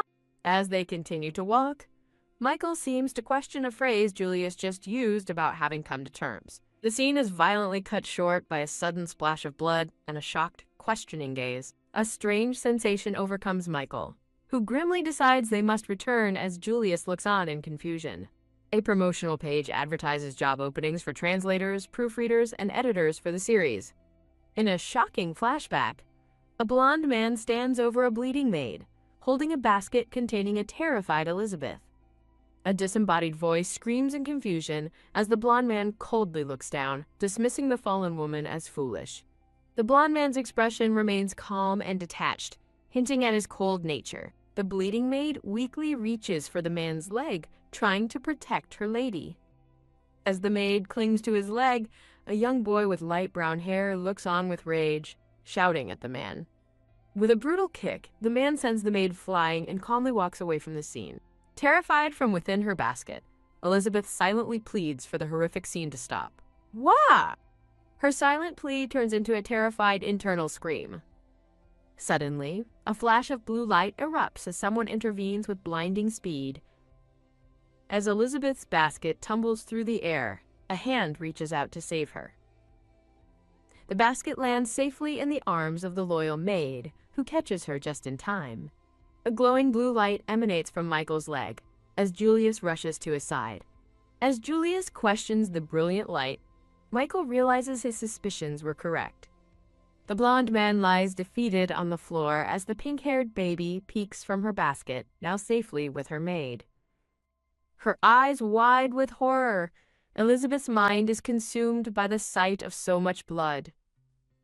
A voice, presumably Michael's, orders Julius to take Elizabeth to safety. Julius takes Elizabeth while Michael kneels beside the fallen attacker, his expression hardening with cold fury. The defeated attacker wonders if he was poisoned, while Michael speculates that suicide is a strong possibility. Holding his baby sister, Julius speaks her name with gentle concern. Michael then takes a quiet Elizabeth from his son's arms. Hic! A small hiccup escapes Elizabeth as tears well in her eyes. Her green eyes filled with tears, Elizabeth begins to cry. Wah! The delayed shock finally hits, and Elizabeth lets out a heart-wrenching wail. At that moment, as Julius holds his crying sister, he looks down with a soft, understanding gaze. He recalls being too young to fully comprehend the terrifying event unfolding before him. He remembers feeling helpless and scared as knights tended to the attacker on the floor. All he could do was cry, just like his baby sister wailing in their father's arms. After the ordeal, Michael holds his daughter, who now sleeps peacefully in her basket. Julius connects the strange feeling from the mansion to this memory, recalling how his father simply noted that Elizabeth had cried. He thinks with concern that it's the first time he's ever seen her cry so hard. Just as Michael worries about how scared Elizabeth must have been, a guard rushes in to report that Lady Adelina is safe. Michael calmly accepts the news, while in the background, a man announces that the attacker's bleeding has stopped. A guard reveals a single pink flower, explaining it was found on the woman. Michael's eyes glow with a menacing green light as he glares with silent, cold fury. Michael decides to keep the flower as a man named Roger calls out to him. As his father deals with the aftermath, Julius quietly calls out to him. Michael turns and firmly orders more guards to be assigned to Adelina. Julius smiles, relieved that he can now return to the academy with peace of mind. His expression darkens as Michael begins to issue a chilling warning. You will regret making an enemy of the Walter family, he vows, his sinister glare a stark contrast to Julius's innocent smile. When she finally awakens, the memory of that day fades. Elizabeth recalls her mother Adelina's appointment ceremony, which has now concluded. Adelina smiles radiantly in an elegant gown, celebrated by the applauding crowd. Adelina senses Elizabeth is awake, while Julius notices his father's attention has shifted. Michael gently tells a squirming Elizabeth to calm down, and she immediately settles with a happy look. He pulls her into a warm embrace and she snuggles against him, feeling safe and content. As the family stands together, they are watched by the attendees of the ceremony. When guests gossip about the battlefield demon doting on his daughter, Michael silences them with a single, terrifying glare, causing them to shrink back in fear. As Michael holds Elizabeth in the background, A somber Adelina resolves that now is not the time to be scared. Clutching her father's clothes, a nervous Elizabeth sweats, her eyes wide with lingering fear. A promotional banner is displayed, advertising the series and hiring staff. The wounded brown-haired maid sleeps peacefully in a lavish bed before her eyes slowly flutter open. Now fully awake, the maid sits up in bed, looking around the unfamiliar room. Two men stand by her bedside, one asking if she's awake, while the other wonders if she's alive. GHK, the maid gasps in panic, jolting upright and desperately trying to call for help for her ladyship. A brown-haired man gently restrains her, assuring her that the commander's daughter is safe, leaving the maid to stammer in confusion. Overwhelmed with emotion, the maid weeps with relief, overjoyed that Elizabeth is safe. Now wearing glasses, the maid rests peacefully as the two men continue to watch over her. Holding a cloth with a flower design, Michael reports they found nothing at the palace and questions the motive of the maid. Michael praises the man he's speaking to, who internally notes the maid's claim about putting something in the tea. With a slight smile, Elizabeth realizes the maid's confession about the poison was a lie. Elizabeth stands alone in her frilly dress, looking thoughtful. Michael holds a sleeping Elizabeth, relieved she's alive and contemplating a review of the magical contracts on their servants. A worried Julius asks his father about the fate of the intruder. Snuggling against her father, Elizabeth thinks she's glad everything worked out, but her relief is short-lived as she senses something is wrong. In a tense flashback, a furious Adelina shouts, questioning why Elizabeth was brought to her office. Julius tries to calm his mother as he holds a crying Elizabeth, but Adelina angrily questions how she could possibly be calm. A hand reaches for Elizabeth, taking her from a shocked Julius, who notes the person apparently dislikes him. A montage shows Michael taking Elizabeth from Julius, and later feeding her a bottle with a gentle expression. Adelina stares ahead with a cold, unyielding gaze, her arms crossed defiantly. As the family stands together, a ghostly figure reveals that it was they who orchestrated the recent events. The figure is revealed to be a blonde woman, Queen Claudia, as a horrifying vision shows someone being executed by guillotine. Elizabeth clutches her bottle in terror, her mind flashing back to Adelina's menacing eye. Queen Claudia appears, and a shocked Elizabeth realizes she hasn't changed at all. Elizabeth calms herself, remembering that she is now Elizabeth, not Liz, as she finds comfort in her father's arms. Queen Claudia greets Adelina as the first queen and asks if she is ready for the evening ball. With a concerned expression, the queen explains she rushed over as soon as she heard about the incident. Adelina remains silent and composed, as the queen continues to speak. The queen's gaze falls upon the family as she mentions hearing a servant tried to kidnap the commander's daughter. Waving her fan, Adelina coolly dismisses the queen's concern, noting that the guest rooms are the second queen's responsibility. Queen Claudia hides a sly smile behind her fan, seemingly pleased by Adelina's words. She continues to smile, sensing a powerful presence in the room. A mysterious, glowing figure bows deeply before Michael and Elizabeth. Elizabeth feels a distinctly strange and unsettling vibe emanating from the first queen. Adelina sighs, then coldly tells the queen that as a friend, she should understand her only concern is for the Vulture heir. Peeking from behind her father, Elizabeth watches the tense exchange between her mother and the queen. Michael and Julius watch the interaction with expressions of unease and concern. Queen Claudia maintains her sweet, unreadable smile from behind her fan. The intense gazes of Adelina and Queen Claudia meet in a silent, icy standoff. Elizabeth wonders if the bad vibe from Queen Claudia has vanished, just as the queen begins to speak. Queen Claudia now stands beside a dark-haired man in a formal suit. Adelina formally thanks the queen for her help, while internally lamenting that her own mother despises her. Elizabeth feels a pang of disappointment, believing her mother has just pushed the first queen away. Peeking from her father's cloak, Elizabeth silently objects with a determined number. In a flashback, a different blonde queen in a striking red gown stands with her two maids and a young girl. The queen in red gives an order to one of her maids, who bows her head and agrees to make the arrangements. The queen gently adjusts the hair of the young girl standing before her. The queen's eye reflects Michael holding Elizabeth, hinting at a deeper connection or observation. The blonde queen in the red dress calmly orders her dark-haired maid to send a message to the head court mage.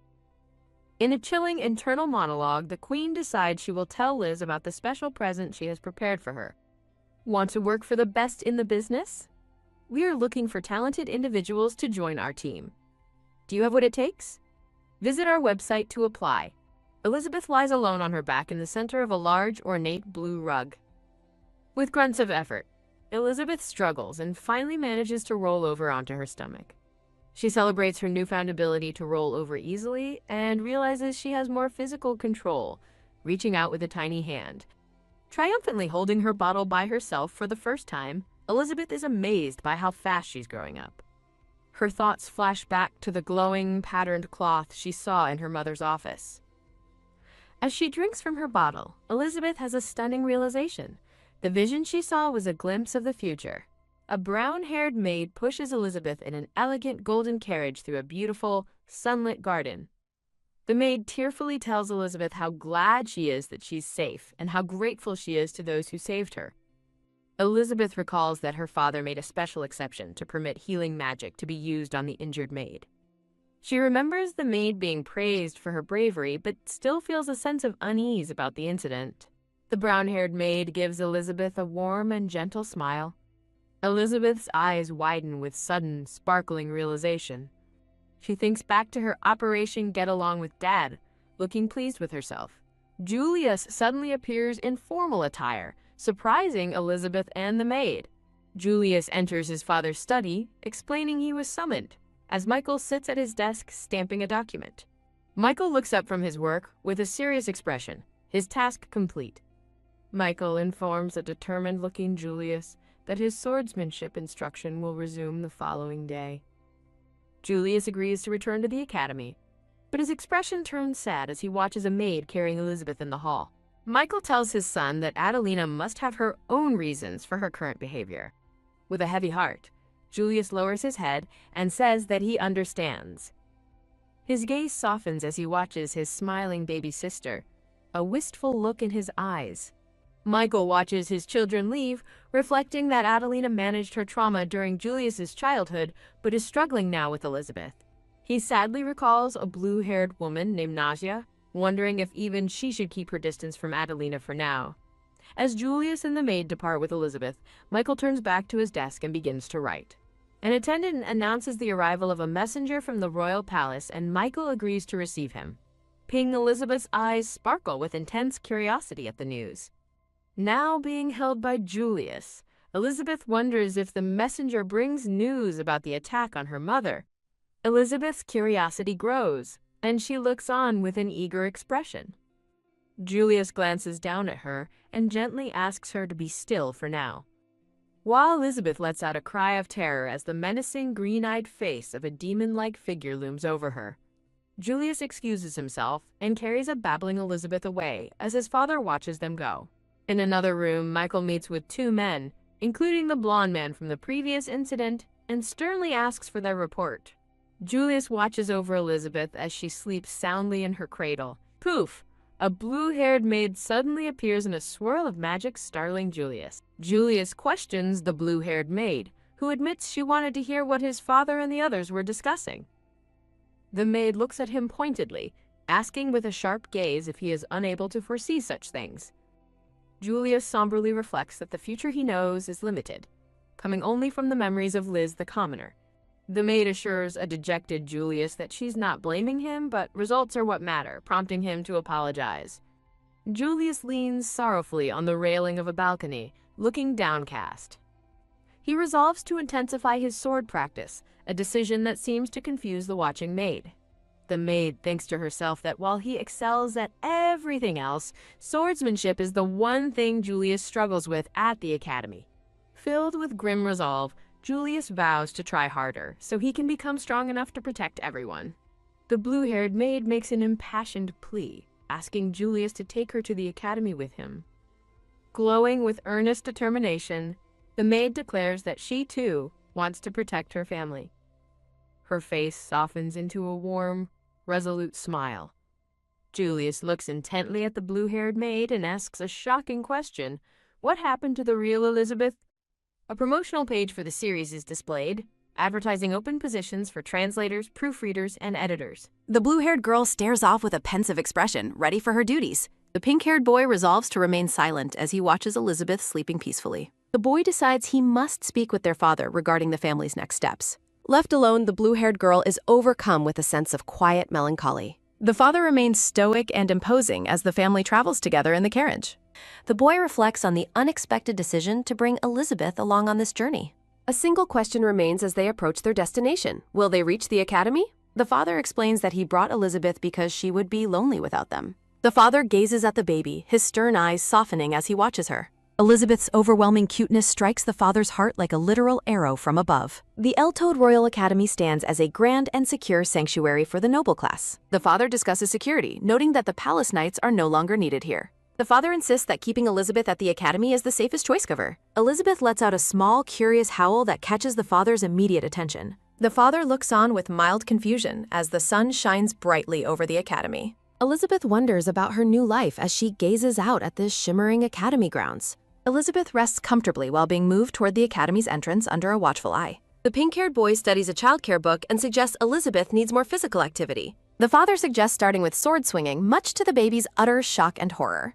The pink-haired boy rejects the absurd idea, much to the baby's immense visible relief. A vision of intense training fades as the carriage rolls peacefully toward the main building. Upon arrival, the family is greeted by a polite and formal brown-haired academy staff member. The father's overwhelming and dark presence immediately terrifies the poor brown-haired academy staff member. Stuttering in fear, the woman explains that the headmaster is requesting the father's presence. The father carries Elizabeth through the academy, maintaining his dignified and stoic noble bearing. Before leaving, the father entrusts Elizabeth to the boy, commanding him to protect her. The pink-haired boy smiles brightly, fully accepting the responsibility of caring for his sister. The father follows the staff member into the academy, leaving the children on the steps. The boy enthusiastically suggests they take the opportunity to explore the prestigious academy grounds.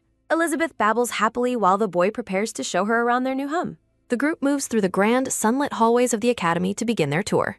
The blue-haired girl uses magic to transform her plain servant outfit into a beautiful dress. The pink-haired boy is completely stunned by the girl's sudden and elegant magical transformation. She explains that her magically crafted clothes allow her to change her appearance at will. They pass a large, formal classroom where many students are gathered for their daily lessons. Students in identical uniforms converse quietly amongst themselves within the bright and airy classroom. The blue-haired girl carries Elizabeth in a basket while following the boy down the corridor. The boy points toward their next destination, highlighting the importance of the academy's massive library.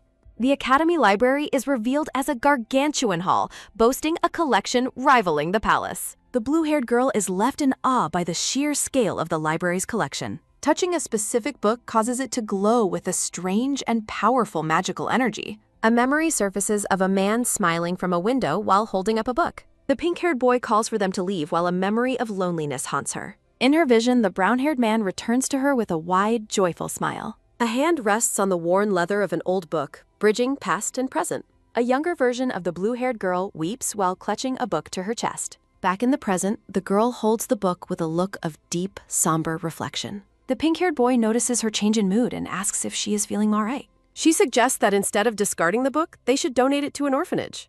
A blonde-haired student looks up from his work, observing the group with a curious gaze. The pink-haired boy looks down somberly, asking if they should head to training soon. Carrying the baby in a basket, the blue-haired girl asks if he hates swordsmanship. The pink-haired boy clarifies he does not hate the craft, but the teaching methods. He explains that the instructor assaults magicless students under the guise of special training. Recalling his confrontation, the boy explains the instructor began targeting him for speaking up. A man greets the children, noting it has been a long while since they met. The brown-haired instructor smirks as he taunts the children with his unsettling, dark presence. The instructor is revealed to be Julius Waltzer, looming before them with a wicked smile. From the instructor's perspective, the children appear small and vulnerable in the grand hallway. The blue-haired girl realizes he looks identical to a man from her past life. Silence falls over the grand corridor as the group stares at the taunting instructor. Julius Walter mockingly questions if the young master will be participating in today's training. Clapping his hands with glee, the instructor anticipates the fun he will soon have.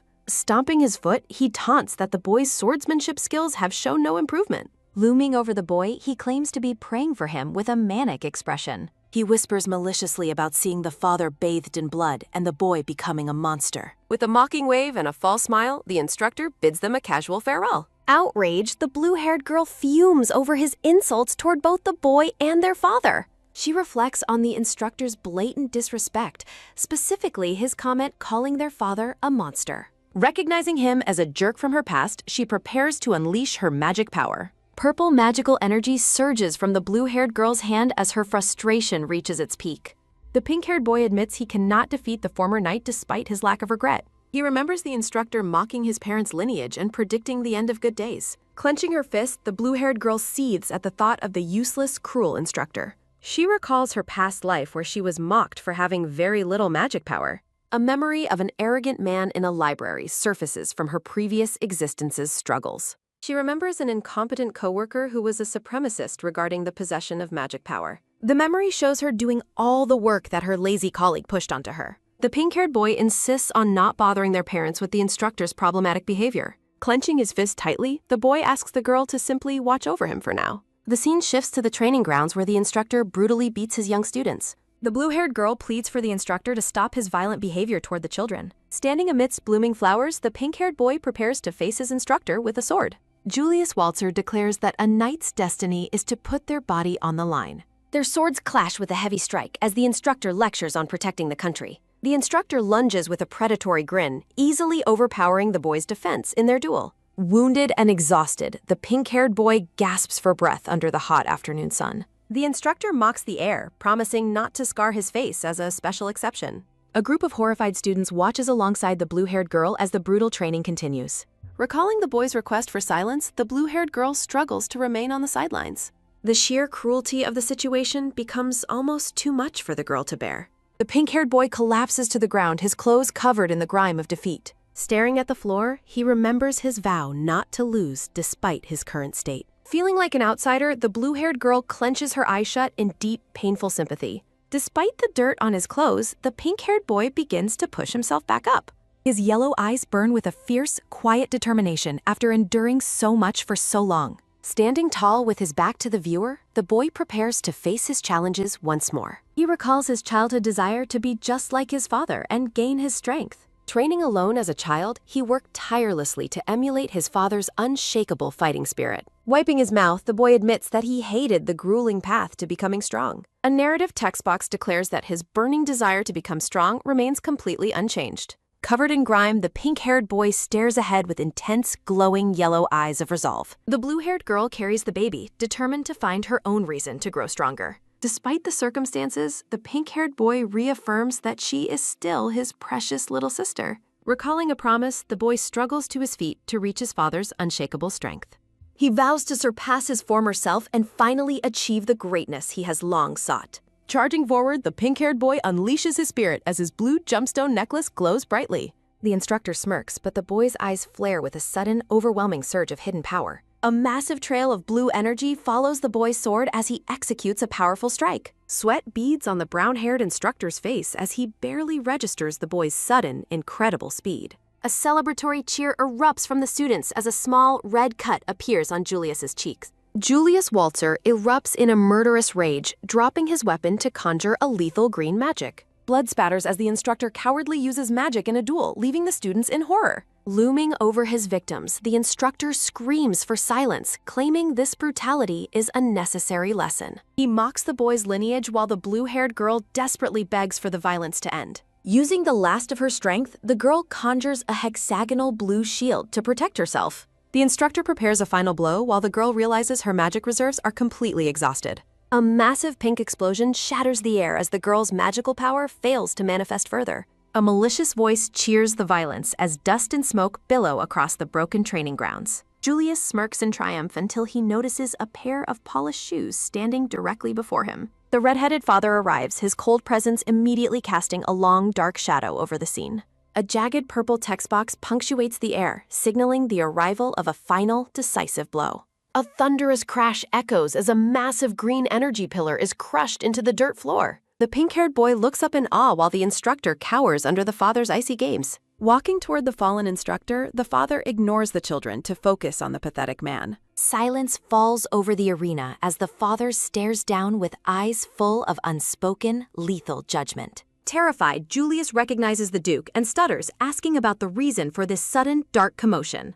The instructor forcibly smiles, pathetically trying to lie that they were only engaged in routine practice. The father projects a terrifying aura, questioning the man's definition of education while Julius trembles helplessly. Julius stammers a frantic confirmation just as the father's fist begins to glow with blinding light. A series of booming impacts sound as Julius is blasted backward, his body crumpling against the wall. Bathed in a dark purple aura, the father stands victorious over the defeated and bloodied instructor. The pink-haired boy whispers for his father, watching the man's stoic face as the dust settles. Relieved that the danger has passed, the purple-haired baby thinks about how close the situation became. The girl reflects on how she reverted her appearance quickly enough to avoid her father's suspicion. The father remains motionless, his sharp profile silhouetted against the bright light of the academy's windows. Tucked safely in her basket, the purple-haired baby tries to act innocent to play the situation off. Staggering and clutching his side, the pink-haired boy struggles to remain standing after the brutal ordeal. His eyes burn with a mix of pain and fury as he clenches his trembling, dirty arm.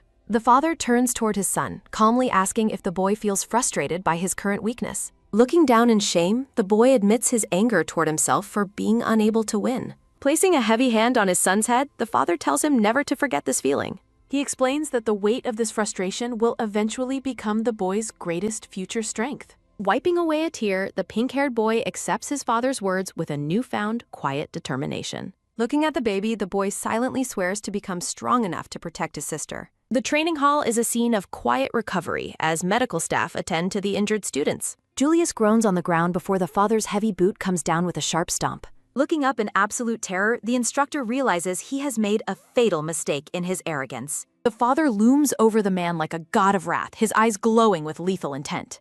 The instructor threatens retaliation, but the father silences him with a final crushing stomp to the head. The sinister instructor mockingly questions if anyone would care if he crushed an annoying insect. Julius Walter coldly orders the students to clean up after a student collapses from exhaustion. The students acknowledge the order while the pink-haired boy watches the somber scene with his sister. With a determined expression, the purple-haired baby clenches her tiny fist in a silent protest. She reflects on why she failed to use her magic during the instructor's brutal attack earlier. Julius calls for Elizabeth while the baby wonders if her magic failed because she was flustered. The young girl looks up at her brother, her eyes filled with curiosity and lingering concern.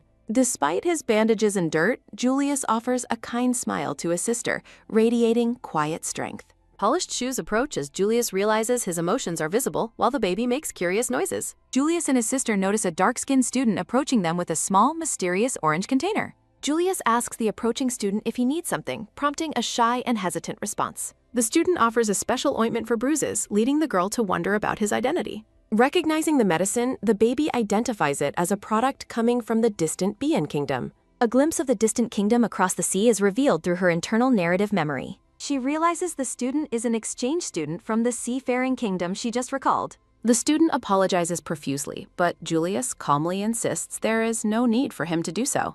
Julius's expression shifts to cold annoyance as he tells the student to leave if he's finished. Julius insults the student as an eyesore, leaving both the exchange student and his sister stunned. The baby realizes her brother's behavior is not what it seems, her cheeks flushing with surprise. Spectators watch the awkward interaction as the girl reflects that this coldness is her brother's true nature. In the past, Julius was known for his harshness toward everyone except for the crown prince. She hopes that since they are family, her brother will choose to be kind to her. A shadow of worry crosses the baby's thoughts as she considers the future if things continue. Julius' cold demeanor returns, casting a chilling shadow that leaves his little sister feeling genuinely terrified. She reflects that her brother's past coldness wasn't just due to their father, but something deeper. Despite her concerns, she reminds herself that she is his precious little sister in this current life.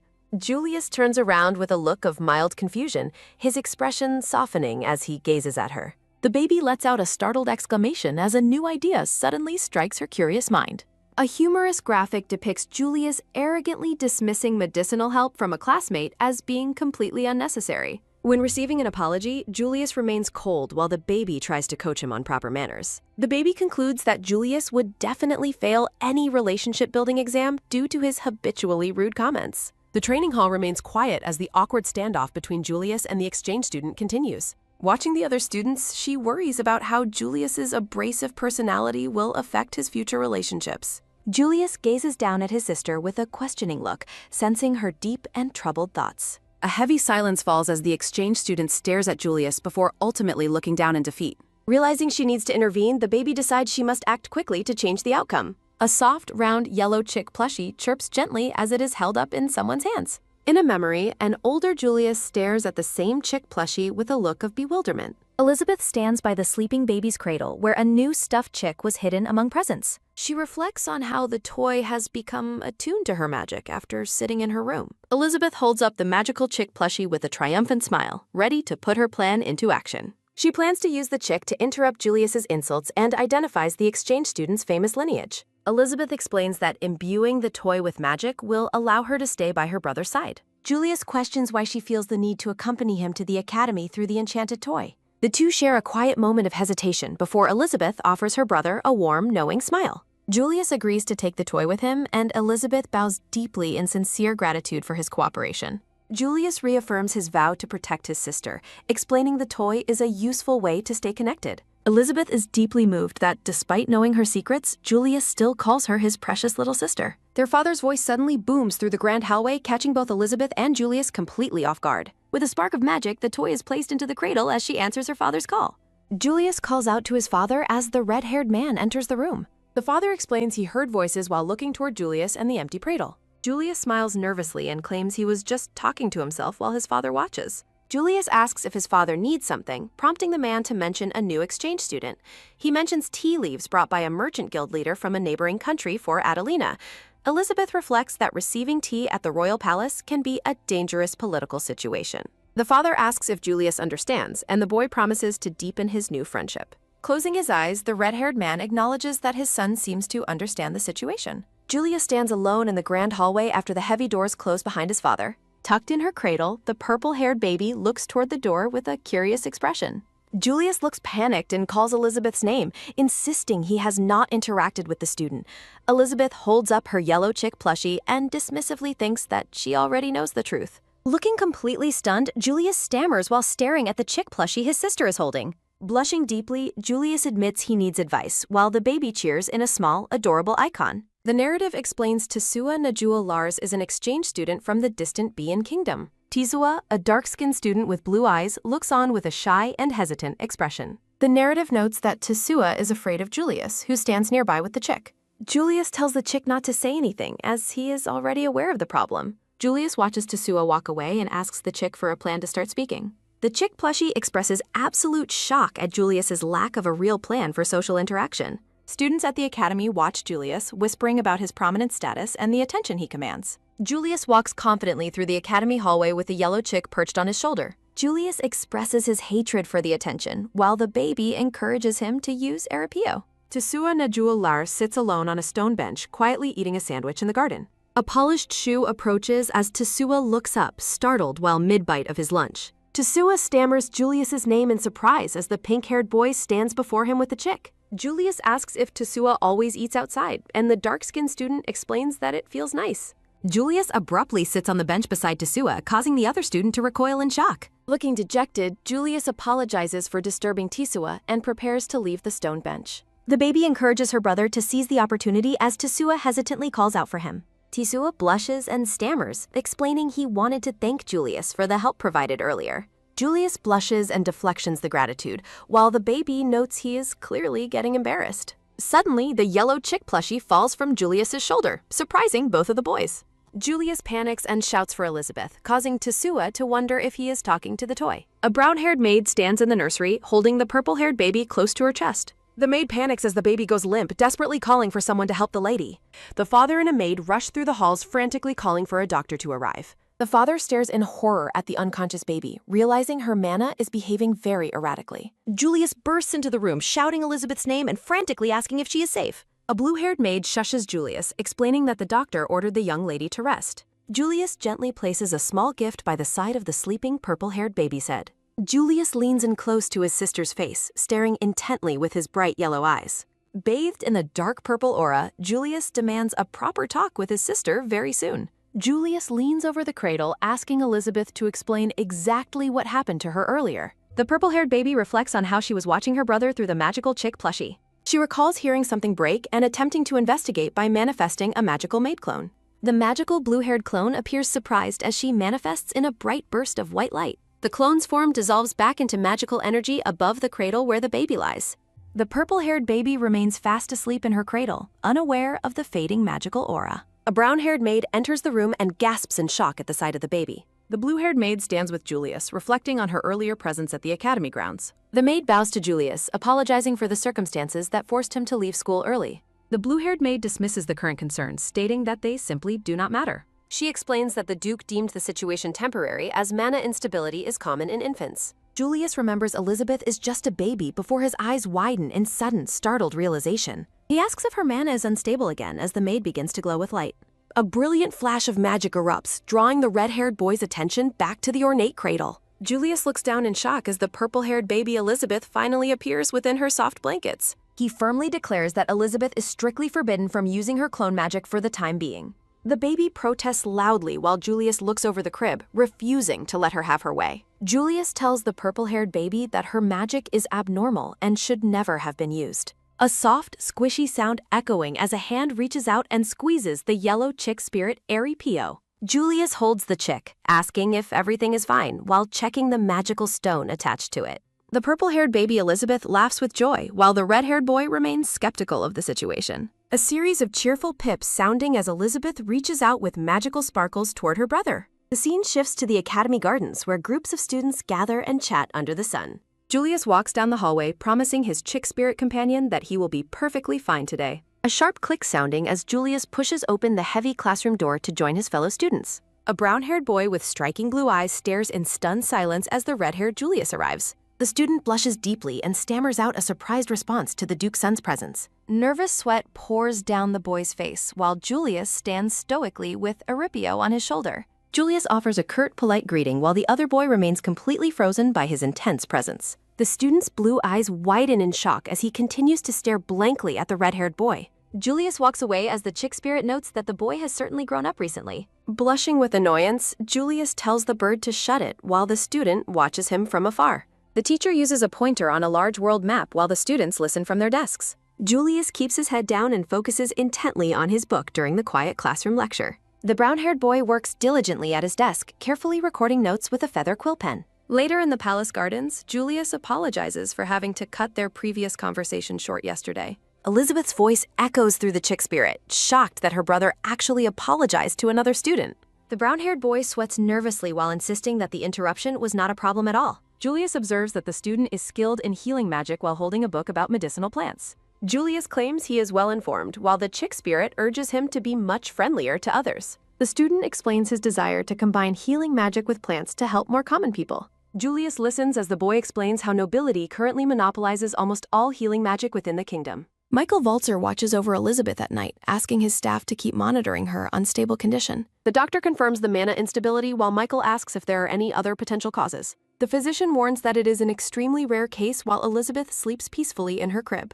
A soft mumble sounding as Michael gently touches his daughter, telling her not to push herself. Michael declares that Elizabeth will become the true light of the Walzer family as she rests quietly. A faint, ominous purple glow flickers in Elizabeth's hair while she remains deep in her slumber. Sunlight bathes the magnificent palace as the name of the purple-haired girl is called out loud. Dressed in a formal blue vest, Julius stands in a grand room waiting for his sister's arrival. Julius looks on with a soft expression as Elizabeth lets out a curious, high-pitched baby sound. Elizabeth pulls on the yellow chick spirit as her brother mentions a visitor who is an exchange student. Julius looks away with a serious expression while Elizabeth notes her surprise at him using names. Elizabeth cheers for her brother's success while Julius watches the purple-haired baby with a weary sigh. Julius explains that their father gave permission to introduce her after relying on her brother's judgment. The purple-haired baby poses playfully while Julius firmly reminds her to behave herself during the meeting. Julius sternly repeats his order regarding the ban on clone magic, causing Elizabeth to pout indignantly. Standing in the sunlit garden, Julius informs Elizabeth that their father is currently at the royal palace. Elizabeth suggests visiting their mother next, hoping she hasn't collapsed from overworking herself at her post. Julius reassures the baby that nothing is wrong while she gazes up at him with confusion. The nursery maid watches the siblings from afar, happily noting that Julius and Elizabeth get along well. A sprawling white palace under a clear blue sky serves as the grand office for the kingdom's chancellor. In a quiet office, a blue-haired woman is informed that Duke Waltzer has arrived for an audience. A red shoe steps firmly into the room as the chancellor grants permission for the visitor to enter. Duke Waltzer stands tall in his red military uniform, his expression stoic and formal as he enters. The chancellor remarks that it is rare for the duke to show concern for her personal health. The blue-haired woman smiles, explaining that the tea leaves provided by the duke have greatly improved her health. The chancellor notes that the tea makes her body feel lighter while the duke watches her drink calmly. The duke advises her not to overwork while she explains she tires more easily than most people. The duke mentions Julius's new friend from beyond, surprising the chancellor with how quickly the news has traveled. The chancellor reflects on fostering international relations and shares that she was thanked because her son was saved. She apologizes for forgetting to thank the duke for importing the precious tea leaves earlier. The duke asks her to inform him sooner next time, and the chancellor promises to do her best. The duke observes that these events should silence the nobles who are reluctant to form ties with Beyond. Narrations explain that while most nobles are moderate, some greedy factions hope to profit from potential war. The duke confirms that Elizabeth has recovered, prompting the chancellor to conclude that no further reports are needed. The duke departs for the knight's order, leaving the blue-haired woman alone with her tea and documents. Beneath a sunlit garden gazebo, Julius and Tesua enjoy a quiet tea party together with baby Elizabeth. Tesua Najul Lar sits nervously at the table, sweating slightly as he eats mid-party with the royal siblings. Julius formally introduces Elizabeth to his friend while the baby cheers happily and clutches her chick plushie. Elizabeth lets out an enthusiastic baby noise, causing Tesua to jump in surprise at her sudden friendly greeting. Blushing deeply and covering his mouth, Tesua is completely overwhelmed by how incredibly adorable the baby is. A hand reaches out to pick up a porcelain cup filled with the steaming light purple tea. Julius explains that the tea is from Tesua's home country to help the student feel more comfortable. Julius takes a slow sip of his tea while asking if the familiar drink helps Tesua feel relaxed. Tesua gazes at his cup, looking touched by the kindness and thoughtfulness Julius has shown him today. Blushing with gratitude, Tesua drinks the tea that reminds him of his distant home in the Bayan Kingdom. Elizabeth watches the two boys with wide, curious blue eyes, looking satisfied with her brother's social progress. Julius mentions that his father originally gave the restorative tea leaves to his mother to support her health. Overhead, the tea party continues as Julius reveals he shared the tea because his mother was often overworked. Julius looks away with a shy expression while Tesua expresses his deep gratitude for the boy's kindness. Tesua humble dismisses the praise while the baby watches the peaceful interaction from her small white carriage. Elizabeth's expression turns to pure shock as she watches a small pink jar fall toward the ground. A loud crash echoes through the garden as the jar shatters, breaking the peaceful silence of the party. Julius panics as Elizabeth suddenly collapses, her body surrounded by a dark aura while Tesua looks on horrified. Tesua identifies Elizabeth's condition as an illness where a person's mana is gradually and dangerously depleted. Trembling with fear, Julius desperately asks Tesua to explain what happens to someone when this illness manifests. A heavy silence fills the gazebo as Tesua looks down, hesitant to reveal the grim truth to Julius. A somber message confirms that this mysterious mana illness inevitably leads to death within only a few years. Looking down at the unconscious baby, the narrative grimly notes that there are absolutely no exceptions to this. Elizabeth lies limp and suffering in her carriage, her face pale as her magical condition rapidly worsens. Julius barks orders for a doctor and for someone to alert their father at the royal palace. Close-ups of Elizabeth's neck reveal a flickering purple magical aura as she struggles to remain conscious and breathe. Julius cradles his sister's face with a trembling hand, his expression filled with intense grief and raw fear. Tesua warns that while some survive for a few years, it is uncertain if Elizabeth can endure long. Julius stares in wide-eyed horror as the reality of his sister's potentially fatal condition finally sinks in. Tesua explains that humans can convert magic into life force, allowing those with abundant magic to sustain themselves. Nuclear disease is the reverse process where life force becomes magic. While documented in adults, children are vulnerable. Fear and uncertainty cloud Julius's mind as he wonders what will become of his precious little sister, Elizabeth.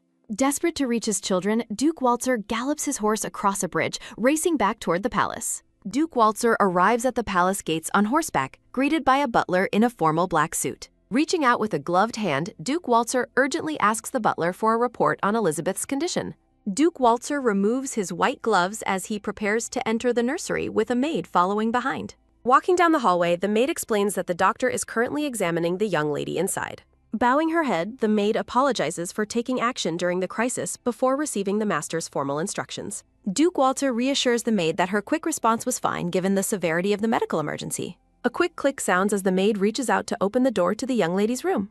Duke Walter enters the nursery where the doctor, Julius, and Tesua are gathered around the baby's cradle. Approaching the bed, Duke Walter formally inquires about his daughter's current health status following her sudden collapse. The doctor explains that Julius's decision to administer a magic recovery potion earlier was an excellent medical judgment. Duke Walter offers praise to Julius, but the pink-haired boy looks away and begins to decline the compliment. Julius looks conflicted and prepares to explain the actual events that transpired during the tea party in the garden. Behind Julius, Tesua Najul Lars stands nervously while Duke Walter maintains a stoic and very intense presence. The doctor looks down with a somber and regretful expression, appearing burdened by the diagnosis he must deliver. The doctor reveals that the young lady has a fatal illness called necria disease caused by magic depletion. Duke Walter closes his eye for a moment, absorbing the gravity of his daughter's life-threatening medical condition. Duke Walter acknowledges the diagnosis, noting the potion only provided temporary relief and shouldn't be used frequently on infants. The doctor laments that he performed every possible treatment, but it was not enough to cure the disease.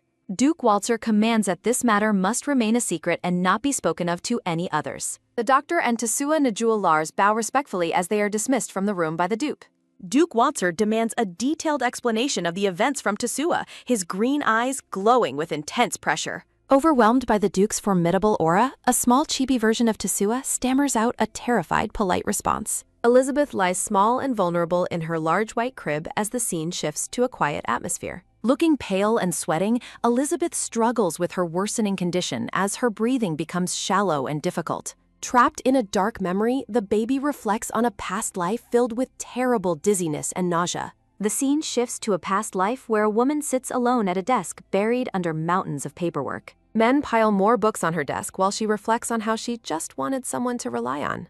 An official points a finger at her, shouting for her to hurry her work and stop slacking off immediately. Another man laughs mockingly, asserting that people of common birth should simply obey the whims of the nobles. A loud thump sounds as she grips her desk, her hand trembling under the weight of the constant overwork. Clutching a book, she feels she cannot allow herself to lose to people as cruel as those around her. Her hand shakes violently as she loses her grip on a piece of paper amidst her failing health. A dull thud echoes through the office as she collapses to the floor with papers flying around her. She lies motionless on the ground, realizing her body will no longer move as the darkness closes in. Reaching out a trembling hand, her vision fades into black as she recalls her previous life's final moments. Elizabeth's eyes snap open in the present, her large teal irises filled with confusion and traces of lingering fear. Duke Walter cradles his daughter's head, softly reassuring her that everything is all right now that he is here. Looking down with intense grief and resolve, Duke Walter solemnly swears that he will find a way to save her. A table is laden with tea and treats as the dialogue addresses Tesua by a formal lady's title. Sitting on a sofa, Duke Walter asks if the Lars family has conducted any research on the necria disease. Duke Walter expresses his deep gratitude to Tesua, acknowledging that his daughter was saved thanks to the boy's help. Julius looks toward his father, speaking the word father as he prepares to contribute to the serious conversation.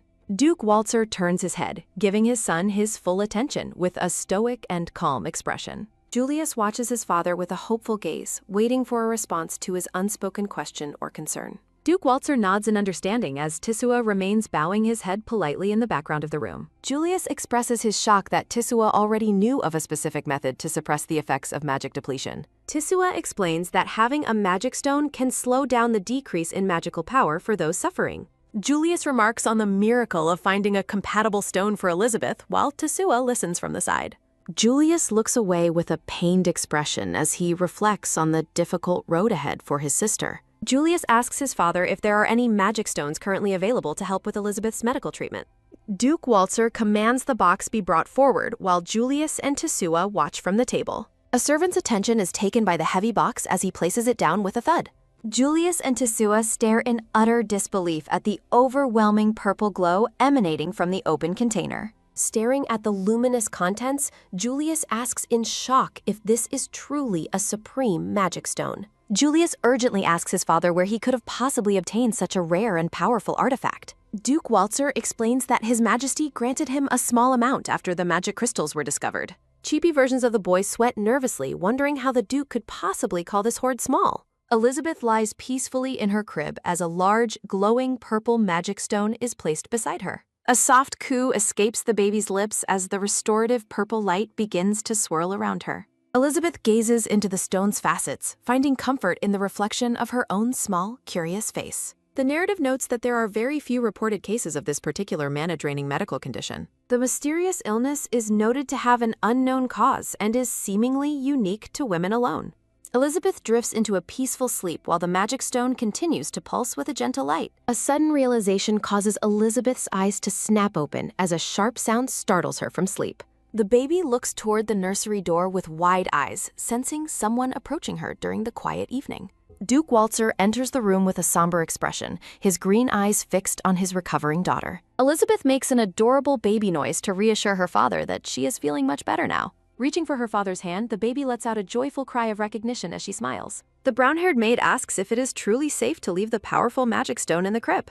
Duke Walzer instructs her to place it against Elizabeth's skin if symptoms of mana depletion ever return. Elizabeth smiles warmly, though she thinks about how many questions she still wants to ask her brother. Duke Walzer solemnly remarks that the kingdom lacks any real specialists capable of treating this rare disease. A close-up highlights the deep bond and mutual worry shared between the stoic father and his daughter. A blue-haired woman barges into the hallway despite the servants' frantic attempts to stop her unannounced entry. Adelina commands silence from the servants as she determinedly makes her way toward the baby's nursery room. With golden eyes burning with resolve, Adelina declares that she has every right to be there as a waltzer. Elizabeth looks up in surprise as her father turns to face the sudden intruder at the nursery door. Adelina stares at the crib with a look of pure shock and heartbreak as she sees her daughter. Overwhelmed by raw emotion, Adelina covers her mouth as tears begin to well in her golden eyes. Duke Walzer speaks Adelina's name softly while placing a comforting hand on her trembling shoulder. The Duke pulls the distraught woman close, offering her silent support as she struggles with her grief. Looking back at the crib, Duke Walzer orders the staff to inform him immediately if Elizabeth's condition changes. The maid bows respectfully as the Duke leads Adelina away from the room to speak in private. Elizabeth watches her parents leave, her large blue eyes reflecting a sense of confusion and lingering sadness. The baby shudders and wipes her eyes, thinking about how terrifyingly intense the previous interaction felt. Standing outside the ornate white doors, the Duke and Adelina share a moment of heavy, somber silence. Adelina cries out that she no longer cares about her own safety or what might happen to her. Duke Walzer urges her to calm down, warning that her extreme distress could trigger another medical attack. He reminds Adelina that as Prime Minister, she must focus on ensuring the success of the upcoming meeting.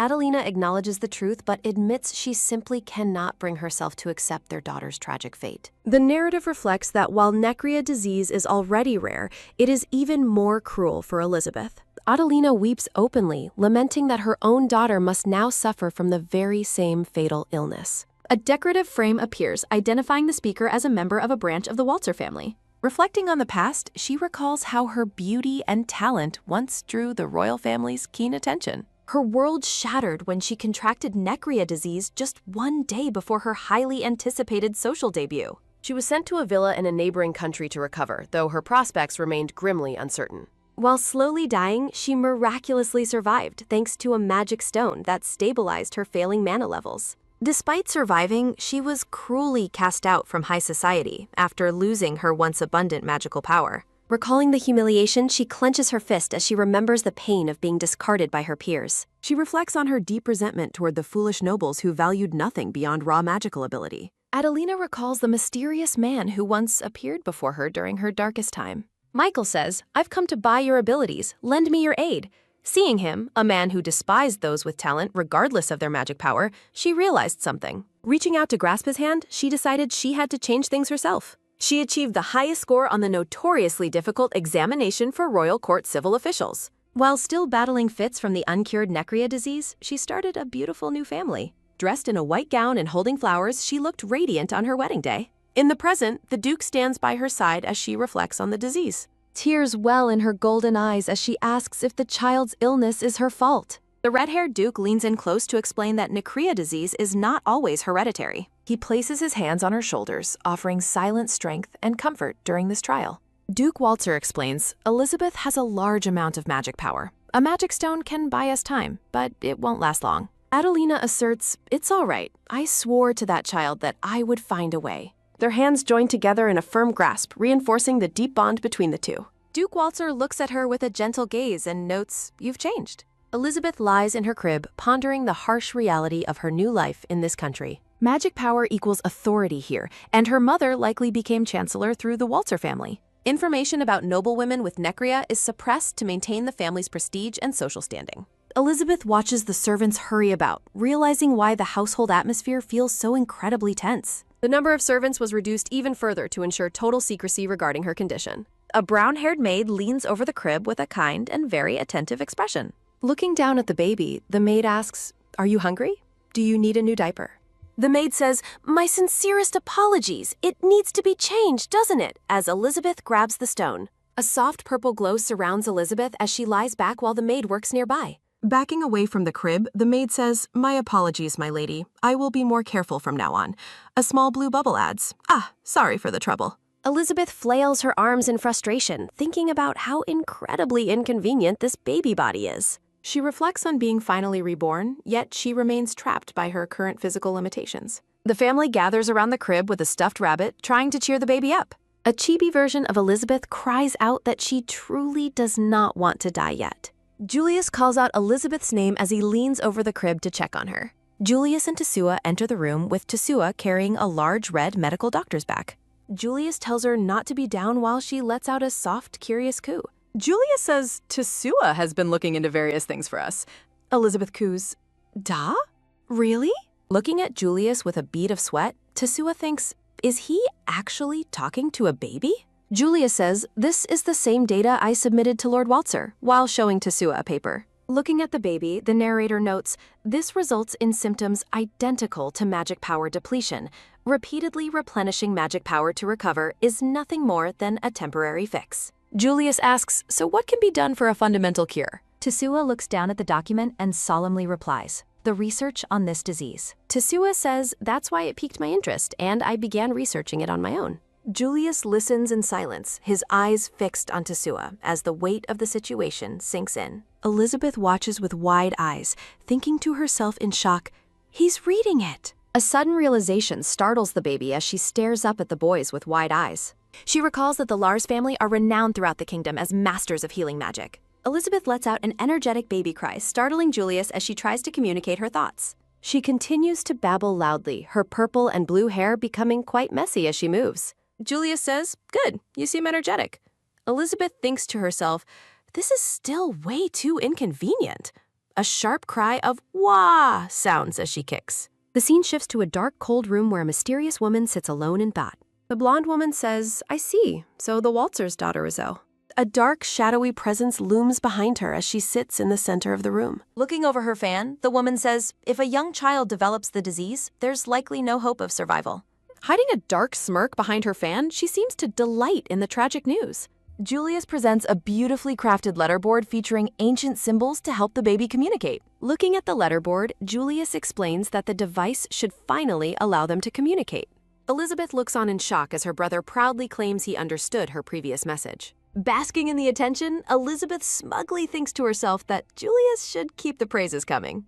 Julius remains by the crib, explaining his findings while the baby listens with intense curiosity. Elizabeth reflects on the strange discovery that the vital medical research was suddenly and unnaturally suspended. Julius explains that the abrupt halt in research is exactly what made Tesua become suspicious. The pair share a quiet moment of focus as a servant enters to deliver a message. A brown-haired maid announces a visitor's arrival, and Julius tells her to let the guest in. Bursting through the door, Tesua urgently calls for Julius while the maid follows closely behind him. Tesua rushes to the bedside, breathlessly declaring that he has an important update to report. In a grand room, the Duke discusses the alliance between his son and the other family. The dark-haired man laughs heartily, remarking on the unexpected partnership between their two young sons. Duke Walter shifts the tone of the meeting, bringing up the serious matter of necria disease. The man's expression turns somber as he confirms the grim reality that there is no cure. The Duke questions this, noting the legendary reputation the Lars family has for curing any illness. A tense close-up shows the Duke's piercing blue eyes as the other man begins to sweat.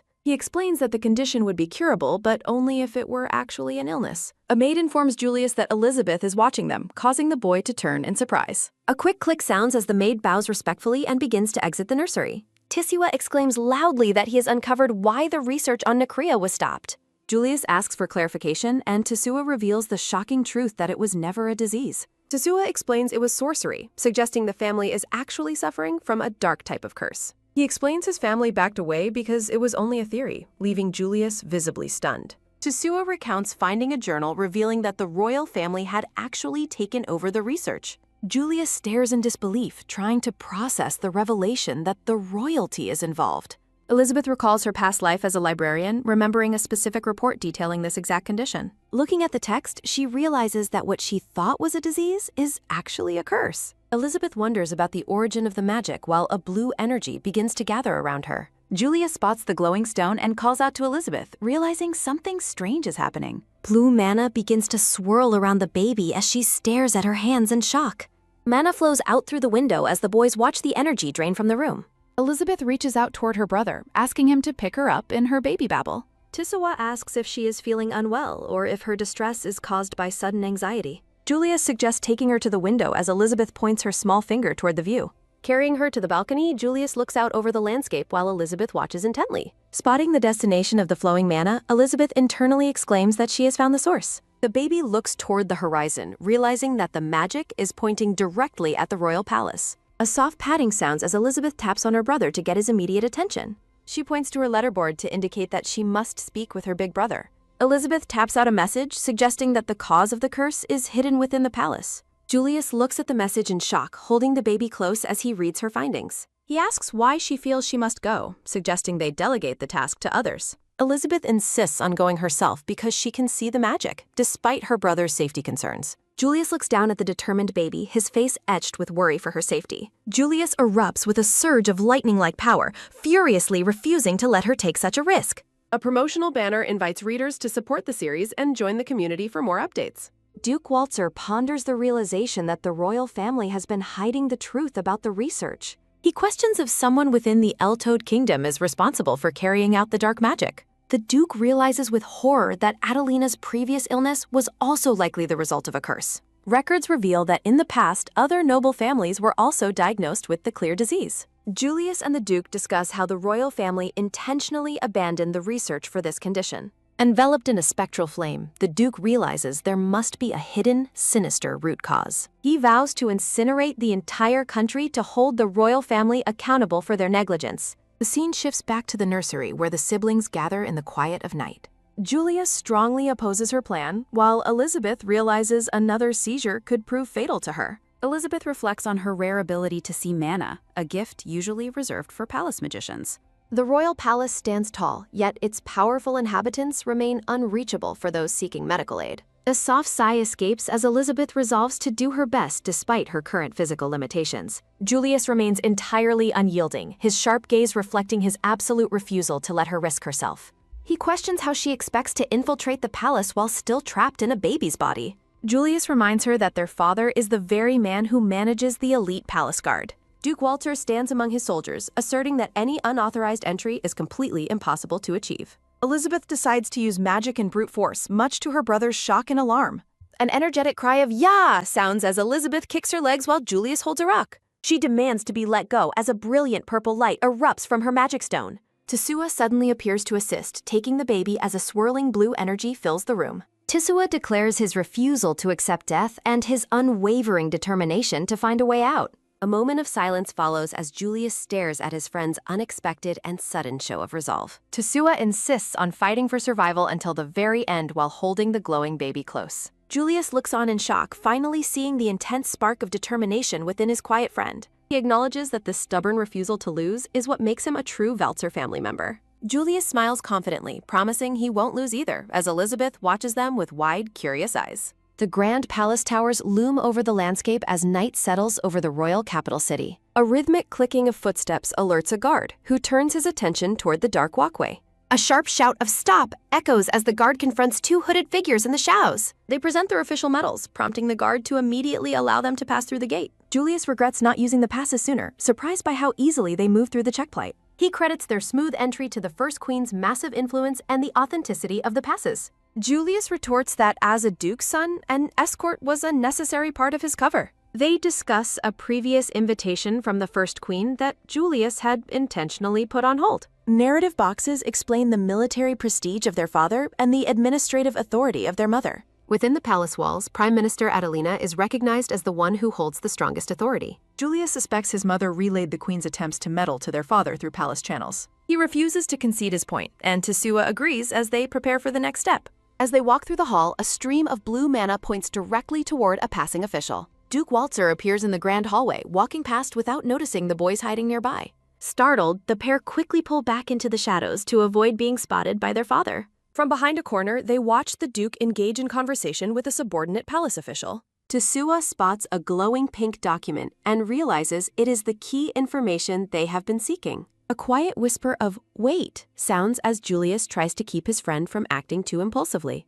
The official focuses on his papers, completely unaware that he is being trailed by the boys. Tesua approaches the official, politely inquiring about the documents he is currently carrying down the hall. As Tesua touches the book, Elizabeth is struck by a sudden and terrifyingly vivid vision of carnage. The vision depicts a horrific massacre within the palace, with blood and bodies covering the floor. Fire consumes the grand halls as people scream in terror during a catastrophic and violent event. In the center of the slaughter, a cold-eyed Duke Waltzer ruthlessly orders everyone to die. Shaken by the vision, Tesua quickly apologizes to the official and claims it was all a mistake. Julius asks what he is doing, noticing Tesua's wide, trembling eyes and his sudden, haunting realization. Pale with fear, Tesua whispers that he feels his father might actually kill him in the future. Tesua trembles with fear as Julius watches him with an expression of deep concern. A chilling realization of a fate worse than disease haunts the long, silent palace hallway. Julius asks if he is all right, but Tesua insists they must keep moving quickly forward. Julius worries about the consequences of his father finding him away from the safety of home. The boys realize their presence makes them look suspicious as they navigate the grand palace interior. Tesua fears his father's lethal wrath, while a trail of blue mana flows toward the crowd. Hiding behind a buffet table, the boys watch the elegant guests enjoy the lavish royal ball. Tesua points toward the crowd, narrowing down the location of the magical energy they are tracking. A group of noblewomen stand near the stairs, led by a golden-haired woman in rut. The boys determine that the magical medium is hidden near the first queen consort's prominent location. Their focus shifts to a vibrant red fan, confirming it is the object fueling the curse.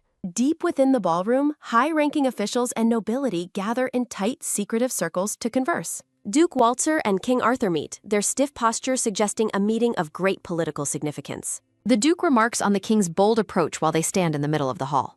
The king inquires about security, and the red-haired Duke assures him that his vigilance is absolute. A moment of silence falls between the two powerful men as the king remains deep in thought. King Arthur admits his lack of medical expertise, while the Duke listens with a sharp, calculating gaze. The king mentions hearing rumors that the disease is actually a curse held by the royal family. The Duke questions if the king is truly aware of the sinister nature of the ongoing situation. Arthur Fiatel Elto declares his absolute devotion to resolving the matter for the kingdom's sake. Narrative text describes the complex reputation of the benevolent king who remains popular among the commoners. He is characterized as a charismatic leader who supports appointing talented individuals regardless of their social status. A gilded portrait showcases the king and his dark-haired queen in a moment of quiet affection. The Duke emphasizes the urgency of the investigation, and the king agrees to look into it.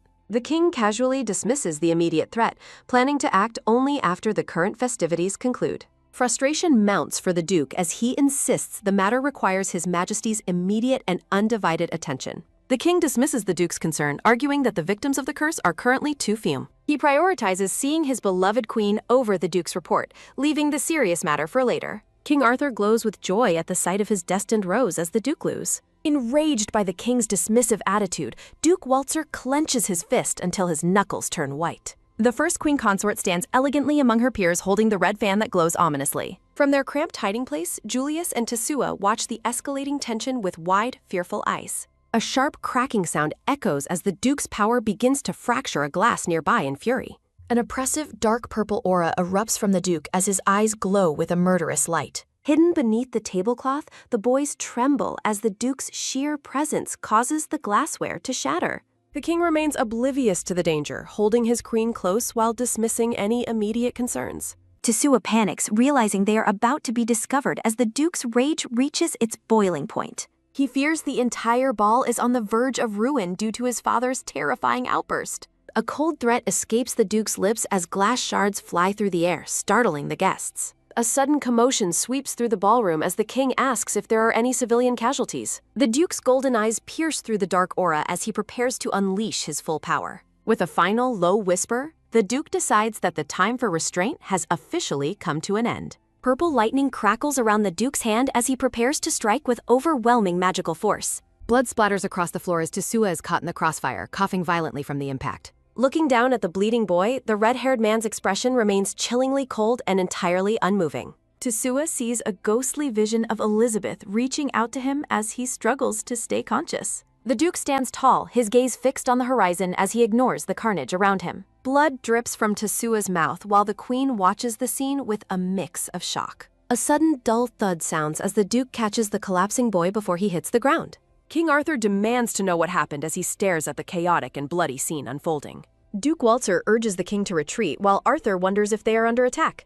A sudden cough of blood escapes the boy as he asks about the official safety. Relieved that his father has regained control, Julius watches the duke hold the injured boy. Panic spreads through the ballroom as guests react with fear to the sudden violent outburst. A horrific scream pierces the air while blood splatters across the floor of the grand hall. The first queen and her companion watch in stunned silence as the chaotic atmosphere intensifies. With golden eyes burning, Julius prepares to strike and commands his allies to act immediately. Julius launches a concentrated beam of green magic directly at the cursed red fan object. A sharp clatter echoes through the hall as the wooden handle of the fan breaks. Julius shatters the medium with a magic circle, successfully neutralizing the source of the curse. Dark energy billows from the first queen as she collapses, clutching her head in agony. The curse rebounds, turning the woman's hair white as she screams in a desperate, failing voice. King Arthur holds his queen close, watching the aftermath of the curse's violent reversal. Duke Walter turns his sharp gaze toward a nearby guard, demanding immediate and absolute obedience. Guards surge forward to secure the area as the duke stands firmly with the injured boy.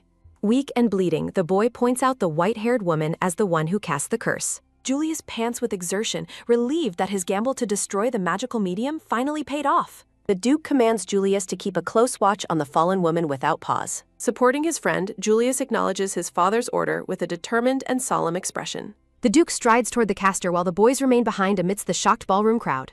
A pensive silence falls over the duke as he reflects on the events of earlier that night. Julius questions why his father unleashed such a terrifying amount of power during the recent confrontation. The duke remains stoic and silent, his cold eyes fixed on the task currently at hand. As the duke approaches the perpetrator, the two boys rest on the floor behind him. Looking up at the man, Julius whispers for his father with a mix of awe and fear. Palace guards surround the shriveled white-haired woman as she kneels helplessly on the ballroom floor. The woman cries out in desperation, pleading that the situation is not what it seems. A sharp gasp of shock escapes her as the reality of her defeat begins to sink in. The duke looms over the trembling woman, his presence offering no room for mercy or escape. An official guides the dark-haired queen away from the scene of the curse's final ugly collapse. The queen expresses her deep disappointment in the betrayal despite the trust she had once offered. Queen Claudia walks away, leaving the broken, white-haired woman to face the consequences of her actions. A magic constraint snaps around the woman's neck, causing her to fall to the floor. The duke stares down at the restrained woman, his expression unreadable as she lies defeated. Bound by a magic constraint, the woman is ignored as the queen hides behind her fan.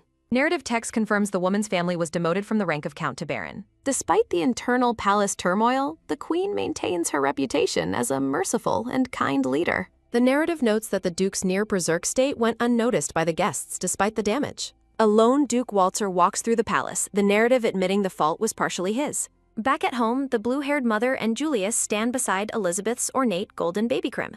The mother inquires about Elizabeth's condition while the infant sleeps soundly in her soft bed. She happily observes that the baby's mana is returning and the curse has finally been lifted. Julius watches his sister with a bright smile, relieved that their dangerous mission was a success. He frets over explaining his true identity to his father, fearing the Duke's inevitable, terrifying rage. The Duke walks through the palace halls with a faceless, focused intensity as the day progresses. A gentle glow fills the room as the mother checks on the peacefully resting baby Elizabeth. The memory of the Duke's terrifying entrance haunts Julius as a door creaks open with light. Duke Walter stands in the dark, his eyes glowing with a murderous and truly oppressive intent. 3 days pass as the palace moves to cover up the details of the Duke's rampage. A hazy memory of the ballroom confrontation lingers as the political situation begins to settle down. Duke Waltzer returns home after finishing the arduous task of cleaning up at the royal palace. Julius and the baby gasp as the Duke sternly demands an explanation for their recent actions. Julius nervously addresses his father as the heavy atmosphere in the room becomes increasingly tense. Narrative text explains how the magic leaking from Elizabeth's body had flowed toward the royal palace. Julius recalls how he sensed magic that night, his golden eyes glowing with a sudden realization. The boy discovers that focusing his mind allows him to faintly detect nearby traces of magical power. Looking out the window, from above the golden baby crib, the towering Duke looks down at his two young children. With eyes glowing an intense yellow, the Duke questions Julius's claims with a truly menacing expression. Julius maintains his story as Elizabeth lets out a soft, distressed sound from within her bed. A maid nervously wonders if the young lady is upset or perhaps just needs a diaper change. A sudden sob escapes the baby as a woman picks her up before the watchful Duke. The Duke asks about the insignias, which Julius confirms are safely stored away in his room. Looking slightly hesitant, Julius begins to speak as he prepares to share more information with his father. Duke Waltzer stands tall in the ornate room, his expression remaining perfectly stoic and entirely unreadable. He notes that the insignias issued by the royal family require a very special type of processing. As the baby is held, the narrative mentions the special magical properties imbued within the royal items. A hazy memory shows Julius in a dark cloak, looking back with a clearly worried expression. The Duke warns his son to be extremely cautious about who receives those specific royal items. For security reasons, the Duke claims to know the identities of every single guest at the ball. Julius looks at his father with wide eyes and a blushing face, filled with absolute admiration. Julius praises his father while Elizabeth's internal thoughts reflect shock at the Duke's incredible social memory. The baby realizes that even her past life self couldn't manage such a massive feat of intelligence. Elizabeth worries that her brother is becoming too obsessed with imitating their father's terrifyingly cold demeanor. A close-up reveals the Duke's sharp eyes glowing as he focuses his attention on the infant. The scene shifts as the Duke approaches and a large gloved hand reaches toward the baby. Elizabeth lets out a happy smile as she feels the warmth of her father's hand approaching. The Duke gently pats the purple-haired baby's head, showing a rare and subtle moment of affection. He observes that the child seems to be recovering well as he looks down with softened eyes. Elizabeth laughs joyfully, her face lighting up as flowers bloom in the background during the tender moment. Julius asks if there is any chance that Elizabeth might fall ill from the curse again. The Duke explains that the necria disease is a curse that cannot be cast repeatedly on victims. He mentions another detail while his sharp eye remains focused on the ongoing conversation with Julius. Narrative text confirms that the magical medium responsible for the curse has been completely destroyed. Both children look slightly awkward and sweaty as they process the heavy information their father provided. Julius shifts the topic, looking directly at his father with an eager and curious expression. The Duke remains silent while the brown-haired woman continues to hold the baby in the background. Elizabeth's large green eyes sparkle as she reflects on the moment she first fell ill. Reassuring his son, the Duke states that the baby is stable and mentions a new development. He has secured nutritious goods from the kingdom of beyond, much to the delight of the children. The Duke mentions their mother's favorite tea leaves as he reflects on the first queen's diplomatic actions. A memory shows the first queen consort engaging in diplomacy, startling the two listening children. The Duke insults a high-ranking official as Julius laments being buried under the post-incident paperwork. Elizabeth looks up thoughtfully, her large eyes filled with curiosity about the palace's ongoing political shifts. Narrative text notes that the last time she saw them, they appeared to be quite at odds. She wonders if the queen might be good, but a sudden chill makes her shiver in fear. In a bubbly bath, the Duke asks about the diaper while the baby shouts a protest. The red-haired man and his two children share a peaceful moment in a massive, sudsy bathtub. The Duke instructs Julius to maintain his magic regulation, and the boy dutifully agrees while bathing. Julius looks pensive in the water as Elizabeth worries about the uncertain future that lies ahead. The purple-haired baby feels more reassured when her father says it during their bath. Julius asks his father, "I'll be returning to the academy soon, but will you watch over Elizabeth, father?" Duke Waltzer replies to his son that he has important work at the royal palace. Holding the sleeping baby, the Duke states that it is time for His Majesty to take action. Elizabeth's large green eyes sparkle with innocence as she rests safely in her father's strong arms. Elizabeth panics at the thought of an awkward atmosphere returning, screaming a desperate, "No way!" Narrative text identifies Elizabeth Waltzer as a flurry of activity surrounds the growing young girl. Elizabeth experiences a sudden growth spurt, her mana glowing brightly as everyone watches in complete amazement. Elizabeth reflects that her mana buildup stopped and she is healthy without any lingering curse effects. The energetic toddler sparkles with joy while crawling confidently across the ornate and sunlit palace floor. A pair of large, strong hands reaches down to pick up the playing purple-haired toddler. Elizabeth wonders, huh? As her father lifts her up, looking at her with a stoic expression. Elizabeth is prepared for travel as the Duke readies a carriage for their departure together.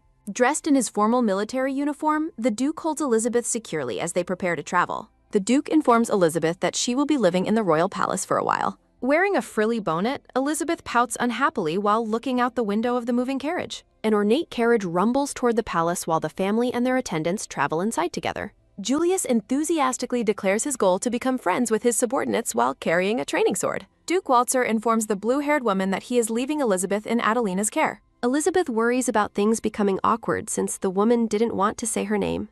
Duke Waltzer sits silently in the carriage while Elizabeth remains perched in a basket beside him. Elizabeth asks Uda, and her father replies that she will understand the situation eventually. Adelina stands with her arms crossed in the library, her blue hair flowing over her shoulders. The Duke claims he reports everything about Elizabeth to the woman while holding a document. The blue-haired woman looks down at the paper with an intense and focused yellow-eyed gaze. A formal document confirms that Elizabeth Waltzer is now under the care of Adelina Waltzer. Adelina protests the sudden arrangement, but the Duke tells her not to get so worked up. The Duke insists Elizabeth will be fine while the baby crawls away on the library floor. Adelina complains that the arrangement doesn't help, but the Duke has palace business to attend. Adelina mentions that the king must take action regarding the recent Nacrea disease case. The Duke looks back one last time before stepping away, leaving Elizabeth in Adelina's library. Adelina lets out a long, weary sigh as she processes the sudden responsibility of the child. Adelina asks a maid to make some tea, and the maid agrees to the request. Adelina works at her desk while Elizabeth sits on the floor nearby with her toy. Elizabeth looks up from the floor, her green eyes wide with curiosity about her new environment. Adelina focuses on the documents at her desk, her face appearing notably pale as she works. Elizabeth wonders why Adelina doesn't keep many attendants compared to the dozens typical for other nobles. A maid brings a cup of tea, and Elizabeth notes the tea is finally served. Elizabeth senses manna coming from the tea as a sudden knock sounds at the library door. Adelina's attention is drawn to the door as the sound of a knock interrupts her work. A man enters and asks the chancellor to approve documents as a cold sweat breaks. The brown-haired man is visibly startled to find a small baby sitting on the library floor. Sweating nervously, the man asks the chancellor to please approve the documents he is holding. Adelina tells him to leave them, but he insists his superior requires immediate approval. Elizabeth thinks the man is being extremely rude for bothering Adelina while she is so busy. Adelina realizes the man is a new hire who started last month, catching him off guard. Adelina mentions that they would love to recruit a specific woman as a civil official someday. Stunned, the man wonders how the blue-haired woman could possibly know that specific piece of information. Adelina maintains a calm and knowing expression as she looks at the shocked and sweating man. The man gapes in utter disbelief, his face pale as he reacts to Adelina's incredible knowledge. A maid shouts an apology while a toddler sits nearby in the Grand Library. Elizabeth reflects that her mother Adelina's memory might even surpass her father's impressive intellect. Working at her desk, Adelina is noted for being remarkably fair regardless of social status. Narrative text explains Adelina's meritocratic system for hiring palace officials, favoring talent over noble birth. A document slips from the desk, catching the attention of the purple-haired baby below. The toddler crawls toward the fallen paper as the maid watches her movements with curiosity. Elizabeth gazes intently at the document, her large green eyes focused on the complex writing. A small hand reaches out and pats the paper with a sudden and determined movement. She slaps the paper, babbling a "ta" as she signals that the information is incorrect. The maid offers a deep apology while Adelina watches the baby from her ornate desk. Lifting the child, the maid notes the ink on her hands as Adelina looks on. A close-up reveals Adelina's sharp golden eye narrowing as she considers the baby's strange behavior. Examining the document, Adelina confirms that the number on the paper is indeed completely wrong. Surprised by the revelation, the maid lets out a shocked "eh" as she looks at Elizabeth. The maid asks if Elizabeth is a genius, while Adelina dismisses it as a mere coincidence. Lifting the baby higher, the maid lists her meticulous habits and perfect memory of daily routines. Adelina looks thoughtful, wondering if the Duke himself was always such a meticulous and observant man. Amid a backdrop of blooming flowers, the maid joyfully declares that her young lady is a genius. Adelina watches the child intently, noting that a talented individual is a valuable resource for the country. Taking a quiet sip of her tea, the blue-haired woman continues her work at the desk. Narrative text reflects on the future reputation of the woman, known as a nation-toppling wicked lady. Elizabeth feels that something is strange, wondering if Adelina is simply misunderstood by the general public. A knock sounds and the red-haired Duke enters, announcing he has something very urgent to discuss. Adelina assumes he has come for Elizabeth, but the Duke immediately clarifies that is not the case. He presents an invitation from the second queen consort addressed to both Adelina and his daughter. Adelina attempts to decline by claiming poor health, but the Duke notes he is already aware. Holding the toddler, the Duke firmly declares that he will be the one attending with Elizabeth. The room falls silent as Elizabeth, Adelina, and the maid react with expressions of absolute shock. Narrative text describes the complex political weight and social meanings behind high society tea parties hosted by ladies. These events serve as vital hubs for exchanging critical information on fashion, trends, and various palace secrets. They are also battlegrounds for determining which noble factions and families currently hold the most political influence. Successfully navigating these social gatherings is crucial for forming connections and gaining a significant advantage in court. The scene shifts to the massive and beautiful royal palace under a clear and bright blue sky. Narrative text identifies Elizabeth Valzer as she prepares to attend the upcoming and prestigious tea party. Even as a baby, Elizabeth finds herself being dressed in formal attire for the high-stakes social event. Two servants, Sarah and Sophie, are officially introduced as Elizabeth's new and dedicated personal palace attendants. A memory shows Sarah being bold enough to speak her mind even when facing the terrifying Duke. Another memory reveals Sophie's intense loyalty, promising to protect the young lady even with her life. Elizabeth reflects that the real reason for the attendance is Adelina's complete lack of childcare skills. Getting ready, Elizabeth expresses her deep reluctance to approach the first queen based on her past life. Looking at her father, she worries that he, like her brother, might not have many true allies. Filled with new determination, the purple-haired toddler decides she must expand her family's connections and influence. The grand hall is filled with noblewomen in elegant dresses as the social event officially begins. Hiding behind her fan, a woman mentions the surprising news that the Valzer family is attending today. Gossip continues about Adelina's illness and how the first queen handled diplomatic matters in her place. A blonde woman stands at the center of the gathering, surrounded by admiring noble ladies and followers. The blonde first queen stands poised and elegant, embodying the power and status of her royal position. One noblewoman makes a sharp comment about those lacking elegance at such a refined royalty party. The first queen offers a gentle sentiment about loving every citizen, earning prize for her apparent mercy. Another woman notes her father's claim that Duke Walzer looked truly terrifying at the recent evening party. Noble ladies gossip about Duke Walzer's supposedly violent nature and Adelina's recent and unfortunate misfortune. A sudden click-clack sound echoes clearly as a polished shoe makes a firm entrance. The red-haired Duke appears in his grand uniform, captivating everyone present with his majestic presence. He walks through the hall, his arrival creating a sudden stir among the gathered noblewomen. He confidently announces that he and his daughter have arrived per the first queen's invitation. He presents little Elizabeth, both wearing matching red outfits, as she babbles a happy greeting. The guests are stunned to see the Duke and his daughter in coordinated formal attire. Elizabeth giggles joyfully, held securely and safely in her father's large and protective arms. The local noblewomen are immediately charmed and blush deeply at the adorable and heartwarming sight. The Duke stands tall as his gaze turns toward the high-ranking ladies at the table. The first queen sits at a lavishly set tea table, surrounded by her inner circle. Approaching the table, the Duke politely thanks the gathered group for the prestigious social invitation. The blonde first queen offers a greeting, though her tone seems notably sharp and pointed. He explains he used a loophole in the invitation to attend as his wife's representative. Elizabeth's charm offensive begins as she captures the attention of the nearby and swooning ladies. The first queen thinly accepts his reasoning, agreeing to let the matter go for now. The Duke stands patiently, his stoic expression softening slightly as he holds his small child. Elizabeth reflects that getting past the initial and daunting social barrier was surprisingly and notably easy. She points toward the table decorations, asking her father to pick a specific yellow flower. He complies without hesitation, asking if that is the specific flower she wants to have. Elizabeth sweetly offers the rose to a startled lady while the Duke watches her closely. The brown-haired woman is shocked and touched as the baby hands her the floral disc. The Duke notes that he recalls a specific and interesting comment once made by the woman's husband. Overwhelmed by the gesture, the lady blushes while her companions react with excitement and glee. A nervous lady watches the queen's reaction as the baby continues her rounds of the table. A sudden tug at her skirt causes the light brown-haired woman to cry out in surprise. She immediately scoops up the child, unable to resist Elizabeth's overwhelming and undeniable cuteness. Elizabeth babbles a sweet inquiry about her well-being, leaving the lady completely and utterly smitten. A fanning noblewoman scoffs at the group's unseemly behavior in the presence of royalty. Unfazed, Elizabeth celebrates her social success with a bright, happy, and very energetic cheer. More women join in the adoration, finding the toddler's energy simply irresistible and highly charming. Elizabeth realizes that her baby-like charm is a potent and effective weapon in high society. She resolves to use this influence to secure her family's political standing and future safety. The woman in green clears her throat with an ahem, seeking to regain social control. She asks the Duke if he has already tested the young lady's nascent magical potential. The lady insidiously mentions the Duke's wife's illness, causing Elizabeth to perk up in confusion. A chill fills the air as Elizabeth senses a dark shift in the conversation's tone. The woman continues her mockery, and the Duke's expression becomes truly terrifying, dark, and menacing. Back in the library, the blue-haired Adelina is hard at work reviewing stacks of documents. She recalls Elizabeth pointing out an error earlier with a sharp and sudden little pat. A subtle and rare smile plays across Adelina's pale face as she thinks of the child.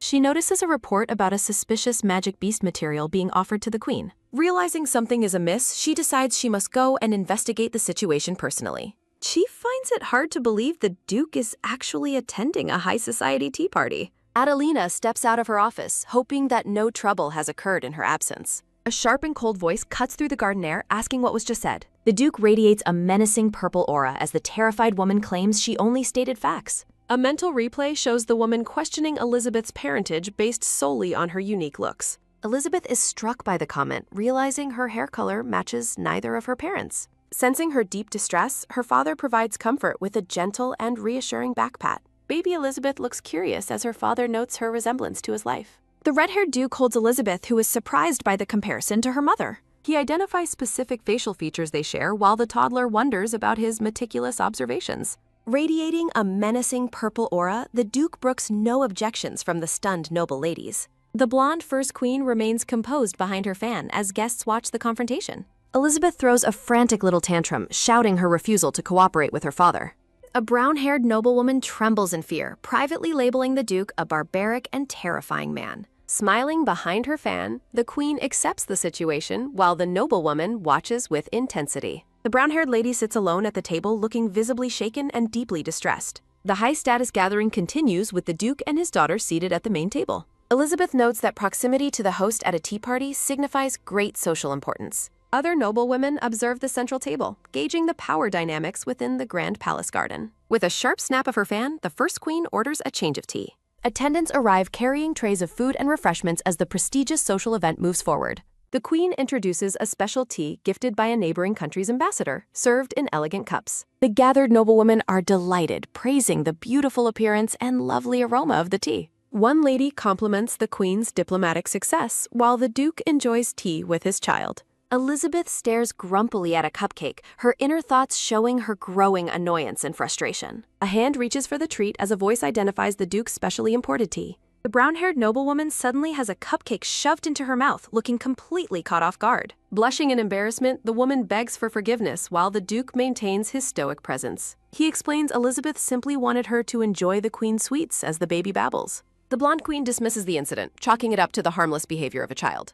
Overcome with shame, the brown-haired woman excuses herself and quickly walks away from the table. Nearby ladies are charmed by Elizabeth's energy, finding her antics to be quite adorable. The Queen compares Elizabeth's energy to her own daughter, whom she describes as quiet and reserved.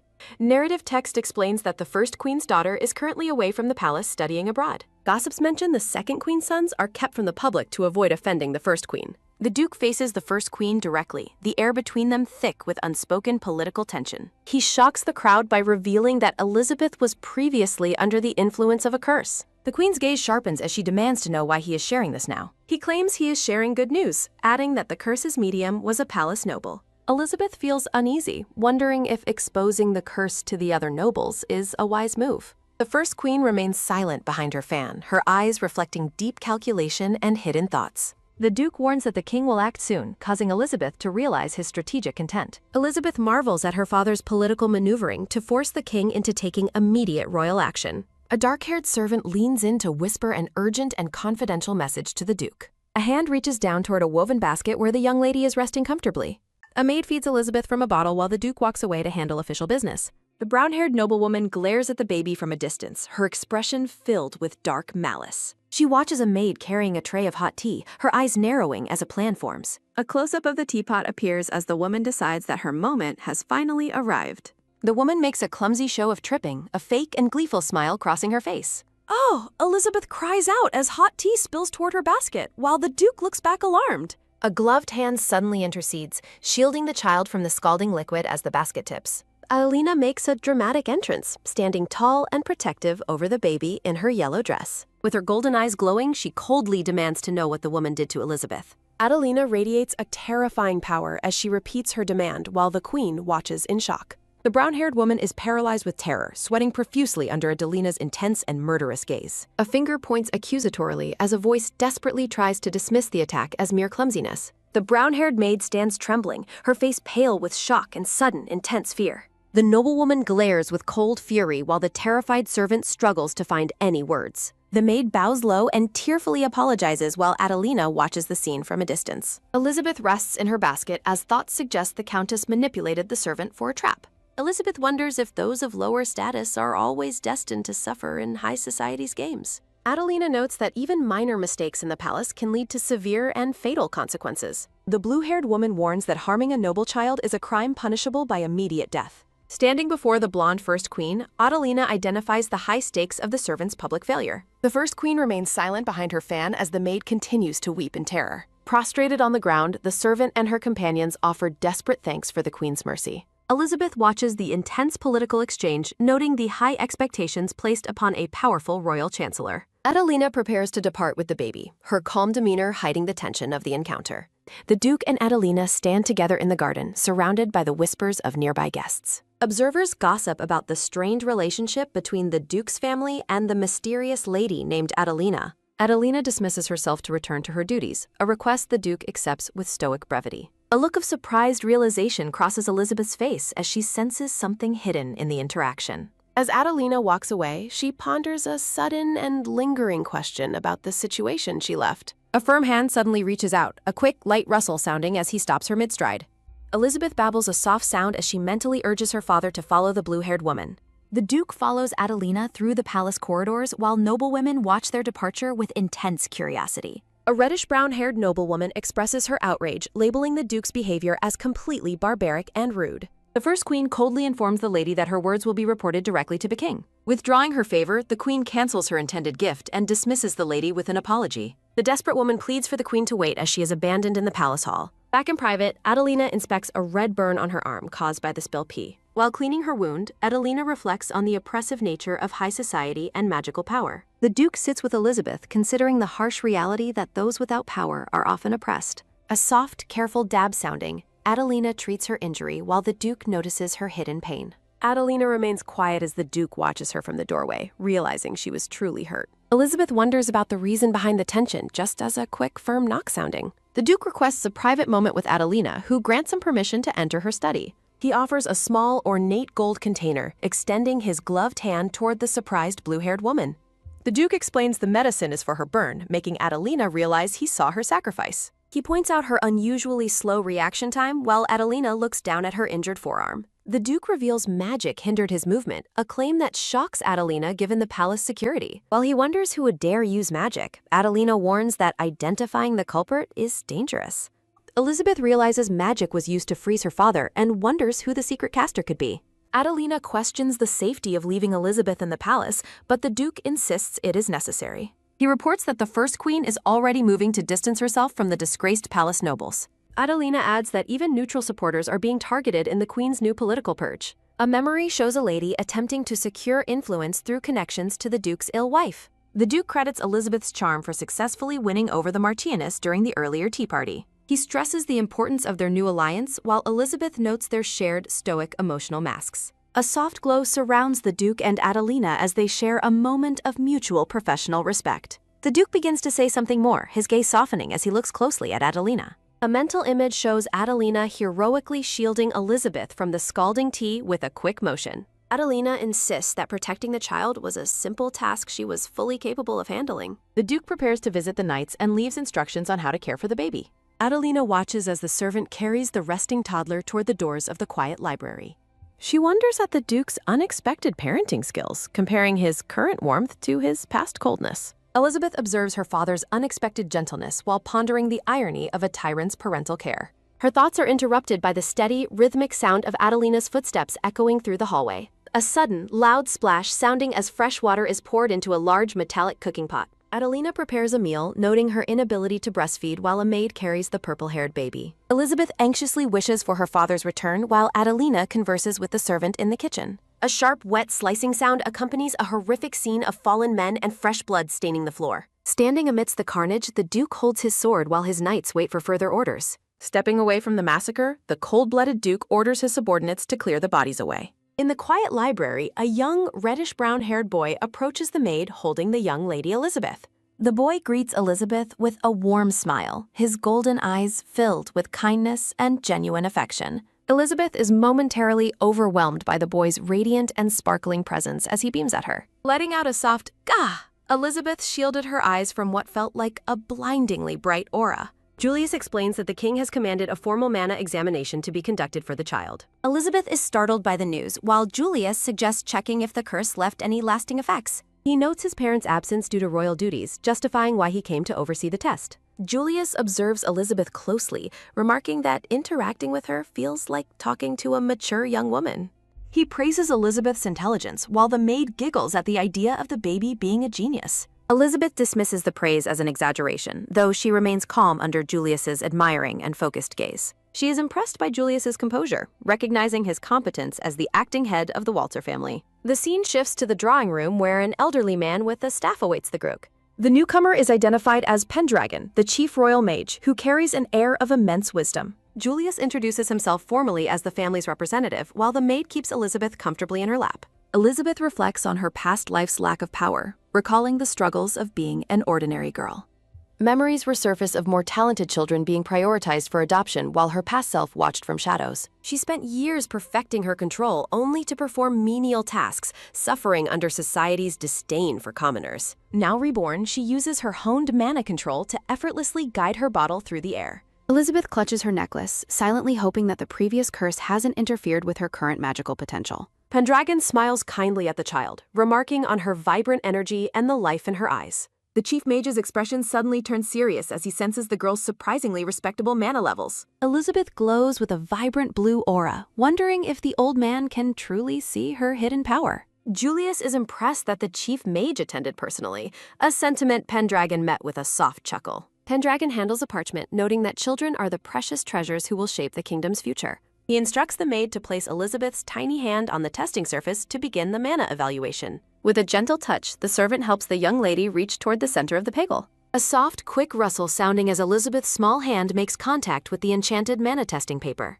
A surprised ooh of wonder erupts as a massive, blinding column of golden light fills the room. Julius and Pendragon stare in absolute disbelief at the magnificent and overwhelming display of raw magical talent. The chief mage declares Elizabeth's mana is powerful enough to make her the greatest sorceress in history. Elizabeth recalls that her infant self possessed such immense excess magic that she could even manifest spiritual clones. The group remains in stunned silence following the revelation of the child's nearly unprecedented level of power. Pendragon addresses Julius and refers to the Duke, his tone shifting toward a more serious analytical observation. He clarifies that Elizabeth's specific power is categorized as external mana, a distinct and rare form of magic. Julius is immediately suspicious, demanding to know the deeper implications of the chief mage's cryptic technical description. Pendragon dismisses his concern with a wave of his hand, claiming he had no ill or hidden intentions. He ponders which type of mana the Chancellor might possess, while Elizabeth watches him with growing, silent unease. Explanatory text distinguishes between internal mana, which enhances the body,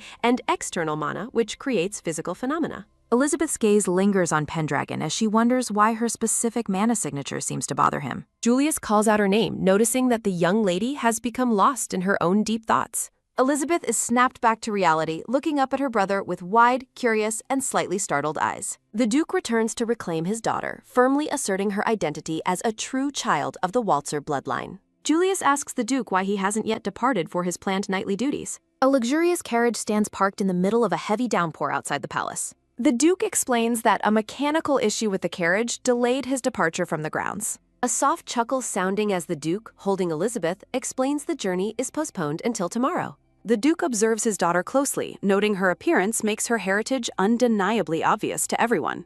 A mental comparison highlights how the purple-haired Elizabeth looks exactly like the blue-haired Adelina once did. Pendragon stands with Julius and the maid, preparing to share more information about the family's past. The elderly mage confirms that Adelina was an exceptional student, topping her class at the academy. He explains that her condition was initially called Necrea disease before being identified as a curse. Text transitions the scene, reinforcing that the ailment was a curse that took hold of her. Julius and Elizabeth look on in shock while the Duke remains silent, lost in dark memories. Pendragon declares that since the affliction is magical, it is time for the mages to intervene. A close-up of the mage's eye captures his focus as he moves to a new topic. He suggests a royal marriage for the daughter as a way to secure the family's magical needs. A massive flare sounding as the Duke's killing intent erupts, terrifying Julius and the nearby maid. Pendragon notes that such a political union is impossible as long as Adelina remains prime minister. A diagram illustrates the Veltzer faction and the complicated political ties involving potential marriages and royalty. A soft, dark swirl sounding as the Duke dismisses the marriage proposal as a total waste. Elsewhere, the Queen drinks tea, noting that receiving an invitation from the king is quite rare. A blonde-haired man reports that the chief mage performed a mana inspection on the Veltzer child. Sitting at a table full of sweets, the man identifies the child's hidden condition as a curse. A soft chime sounding as the blonde man decides he will manage the developing situation himself. The Queen eats a snack in silence, her expression revealing nothing of her inner political thoughts. A sharp wooden clatter sounding as the blonde man stands up to leave the royal tea party. The Queen asks why he is leaving so abruptly without finishing his tea or the conversation. A fresh lemon tart and a cup of tea sit untouched on the white tablecloth outdoors. As the man walks away, the Queen calls out a request for a sweeter tart next. A maid waits patiently outside the grand palace structure as the royal meeting comes to an end. The blonde-haired queen looks off into the distance, her gaze cold and filled with hidden ambition. Back in the study, Pendragon takes his leave while the Duke and Julius watch him to brought. The group stands in the quiet drawing room, the tension lingering even after the mage has gone. Julius turns to his father with a serious expression, stating he has an important request to make. A soft, quick breath sounding as Julius recalls the earlier mention of a potential royal marriage. Julius's eyes glow with an intense, frightening light as he demands a carefully selected fiancé for Elizabeth. A low, cold hum sounding as Julius vows the suitor must be strong enough to defeat him. The maid realizes that given her status, she will never be able to marry her lady. The mood shifts as Julius asks his father to finally speak about the truth regarding their mother. The Duke looks at his son and agrees that it is finally time to reveal the secret. A flashback shows a younger, hopeful Julius, his golden eyes shining with innocence and genuine joy. Adelina is shown working at her desk, her blue hair falling over her elaborate light-colored dress. A soft, wet scratch sounding as she dips her quill into ink, documenting her findings on magic. A close-up shows a cup of tea, its surface shimmering under the light in the quiet room. Adelina takes a break from her research, her expression reflecting the weight of the secrets she carries. Her notes reveal a terrifying discovery that her disease was never an illness, but a targeted curse. A memory depicts her worry that her child would inherit the curse, despite what the doctors claimed. She recalls watching Julius grow, believing his strong spirit made him a worthy heir to the house. Narrative text details her past honors and the ease of her life before the affliction took hold. A flashback shows a girl with purple hair, happy and carefree while clutching her favorite book. A dark silhouette captures the tragic memory of a child falling ill and losing her young life. The scene ends with a close-up of purple hair, a lingering symbol of the family's tragic past. Adelina glows with mana, fearing she would hate her own child for having magical power. A soft, rhythmic scratching sounding as Adelina pens her private thoughts onto a piece of parchment. Adelina works in the library, comparing her current situation to the parents who once abandoned her. She reflects on her past foolishness while standing alone outside a set of ornate double doors. Adelina walks through the palace corridors while clutching a set of important documents to her chest. She explains how she survived a deadly injury by sacrificing her magic to sustain her life. The red-haired Duke gestures forward while maintaining a stern and focused expression during the family meeting. Adelina is caught off guard by the Duke's presence, her eyes widening with sudden, visible surprise. The family gathers in the drawing room, where the Duke addresses his children and royal attendants. The Duke explains that some nobles become magicless, a condition formerly known as being a nasha. Explanatory text details the rare process of converting raw magical energy into life force for survival. Julius listens as the Duke discusses Naisha's banishment and Adelina's policy of recruiting talented commoner orphans. Elizabeth realizes that Adelina's inclusive policies likely stem from her own personal experiences as a commoner. The Duke's eyes glow with intense green light as he dismisses those who only value status. Narrative text clarifies that Adelina's frequent physical attacks are the result of her severe mana depletion. The Duke suggests that consuming mana naturally through food is the best recovery method for Adelina. Julius agrees with the Duke, wondering if providing high-quality, nutritious meals would offer even more benefits.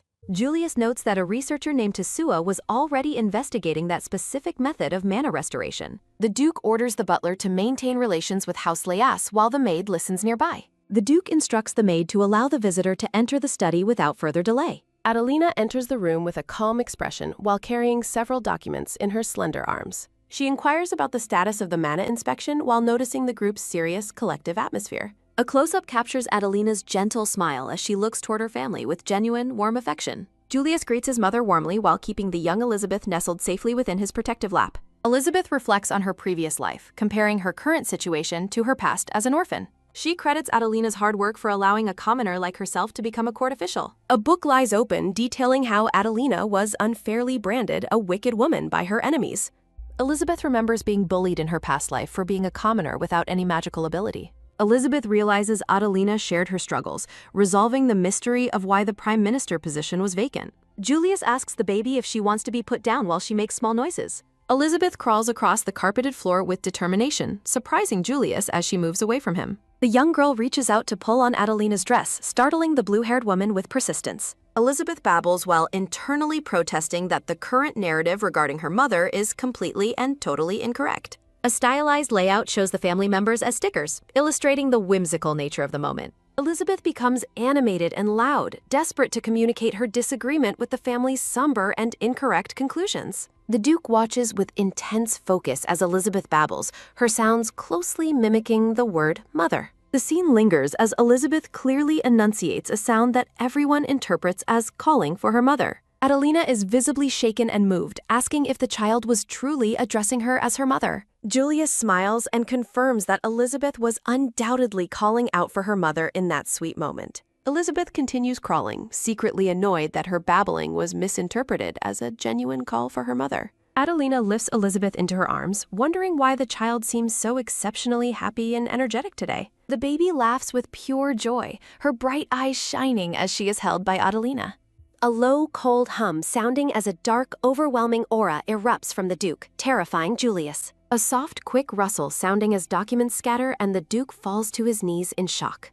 Adelina remarks on Elizabeth's ability to humble the Duke, while the child focuses on a nearby document. A close-up shows a formal document regarding the upcoming founding festival, which Elizabeth is now inspecting. The Duke broods over the festival while shouting at Elizabeth to learn words other than mother. Julius urges Elizabeth to learn new words for the Duke's sake, which she rejects with babbling. 3 men kneel before the king in the throne room, reporting on the kingdom's recent political developments. A broken pen rests on a tray, symbolizing the Duke's growing suspicion toward the royal palace. Julius aims to expand his influence at the academy by networking with other noble students. He calculates that gathering intel from aristocrats' children will prove highly beneficial for his family. The red-haired Duke strides through the palace corridors, maintaining a regal and commanding presence. Elizabeth appreciates the Duke's affection, but spends most workdays being cared for in Adelina's office. The baby sits quietly on the floor while her mother diligently manages palace business. Elizabeth celebrates her new developmental milestone as she successfully pulls herself up to stand. A baby's foot lands softly on the floor as Elizabeth begins moving on her own. Determined to improve her mobility, the young girl focuses intensely on learning how to walk. Adelina reflects on the taste of her tea as Elizabeth gets used to calling her mother. Elizabeth babbles a sound resembling father, prompting Adelina to ask what the child is saying. The maid explains that infants often babble without intending to convey any specific or complex meaning. Adelina accepts the explanation, while the maid notes Elizabeth's babbling is a sign of healthy growth. The sun shines brightly over the towering, ornate spires of the grand royal palace structures. 2 high-ranking officials walk down a carpeted hallway to attend a secret meeting with the Duke. A gray-haired man in a formal brown coat is identified as Margrave Karl Grenz. A low, heavy creak sounding as the official prepares to enter the Duke's private study. The Duke and the Margrave meet in the library to discuss sensitive matters of national security. The Duke requests the Margrave to skip the formalities and get straight to the point. Karl Grenz reflects on the Duke's tragic past and the cold person he has reportedly become. Despite his internal reservations, the Margrave declares his unwavering loyalty and remains on high guard. the Duke announces significant changes to the security protocols for the upcoming Founding Day Festival. Karl Grenz is shocked when the Duke assigns him command over the entire capital's external security. The Duke temporarily grants Karl authority equal to his own to handle all matters outside the palace. Karl finds the plan to patrol the entire capital with mage soldiers to be absolutely preposterous. The Duke explains that a first-class mage will assist in ensuring the kingdom's barriers are flawless. Margrave Grenz accepts the orders and promises to submit a detailed security proposal very soon. As the meeting ends, Karl remains suspicious of the Duke's sudden and uncharacteristic show of trust. A close-up of the Duke's face reveals his sharp, calculating gaze as he watches the official. A soft, rustling sound as Margrave Karl Grenz bows deeply before taking his leave. The Duke advises Karl to work hard for his own benefit during this critical period. Karl concludes that despite the rumors, the Duke is the most dependable man for the king. A small yellow chick glows with magical energy while resting in a pair of open hands.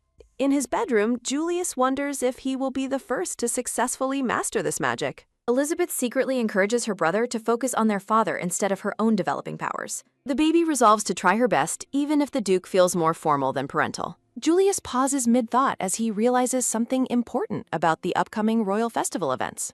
Elizabeth remembers reading about a horrific demonic beast attack that occurred during a past founding festival. She recalls how the royal family was in danger during the slaughter despite the Duke's overwhelming power. The memory reveals that the incident served as the catalyst for the Walser family's eventual downfall. Formal text describes the prestigious founding festival, an event held only once every 5 years. The grand festival invites distant nobles and showcases national treasures to display the royal family's power. Elizabeth fears that if history repeats itself, the royal family will be targeted during the festivities. If an attack occurs, her father would be blamed, leading to the total ruin of their house. Despite the weight of her memories, Elizabeth stays with Adelina in her busy palace office. The young girl remains under constant supervision while her mother manages the kingdom's complex affairs. Elizabeth notes that she is always accompanied by 2 personal attendants who watch her every move. A soft, quick thud sounding as Elizabeth's foot makes contact with the carpeted office floor. Determining she must act on her own, Elizabeth begins pushing a stool across the room. Surprised by the baby's actions, the maid excitedly calls for Adelina to witness the moment. The Duke bursts into the room in a panic, demanding to know what happened to Elizabeth. The red-haired Duke observes from a distance as the purple-haired Elizabeth sits quietly on her rug. A brown-haired maid excitedly reports that the young lady has successfully pulled herself up to stand. The Duke is overwhelmed with regret for missing the milestone, while chibi Elizabeth remains completely unfazed. In the quiet study, Adelina works at her desk while the Duke mentions the magic crystal he offered. Adelina explains that the crystal will be displayed among the national treasures during the upcoming festival. The Duke declares his firm intention to personally oversee all aspects of the internal palace security. Adelina agrees with the plan while a steaming cup of glowing pink magical liquid is carefully prepared. She notes the Margrave's extensive connections make him the ideal choice for managing the capital's external security. Feeling revitalized, the Duke offers to personally assist in overseeing the management of the kingdom's treasures. He presents a massive stack of documents for her review, significantly adding to her mounting workload. Elizabeth watches her parents from the floor, noting her father's rare, satisfied expression as he leaves. Narrative text explains that Adelina had been struggling with the severe, lingering after-effects of a curse. Elizabeth observes her mother closely, knowing they transitioned to a specialized magic-based purification recovery method. A maid pours tea as text clarifies that magic-infused meals are vital for Adelina's steady recovery. A soft, liquid splash sounding as the glowing pink magical tea fills the delicate white porcelain cup. Elizabeth reflects on the relief of seeing her mother thriving in good health during this current life. Sitting on the floor, the purple-haired infant babbles loudly to catch her mother's busy, focused attention. Realizing she cannot leave the energetic child alone, Adelina decides to keep Elizabeth by her side.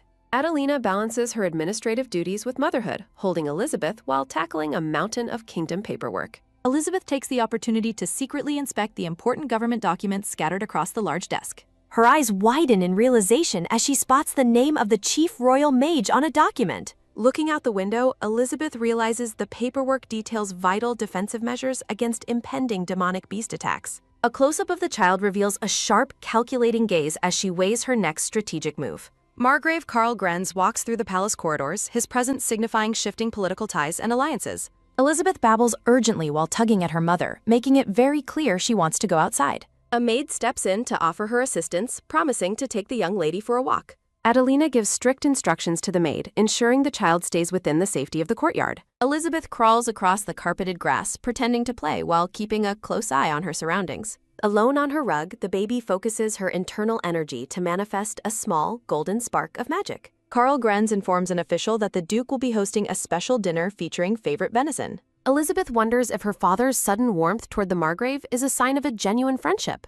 Her brow furrows in thought as she worries about the potential complications of these unexpected political connections. Elizabeth remembers that in her previous life, the Conservatives were firmly allied with the hostile First Queen. Official text reveals that various guilds will be granted authority equal to the royal knights during festivities. Julius confirms he will distribute the official notices to all relevant parties across the kingdom immediately. Carl Grenz discusses how the Chancellor has successfully swayed a significant portion of the opposing political faction. Julius expresses genuine shock at the news of Adelina's growing influence and her successful political maneuvers. Sitting on the rug, Elizabeth realizes the current political landscape is shifting away from the original timeline.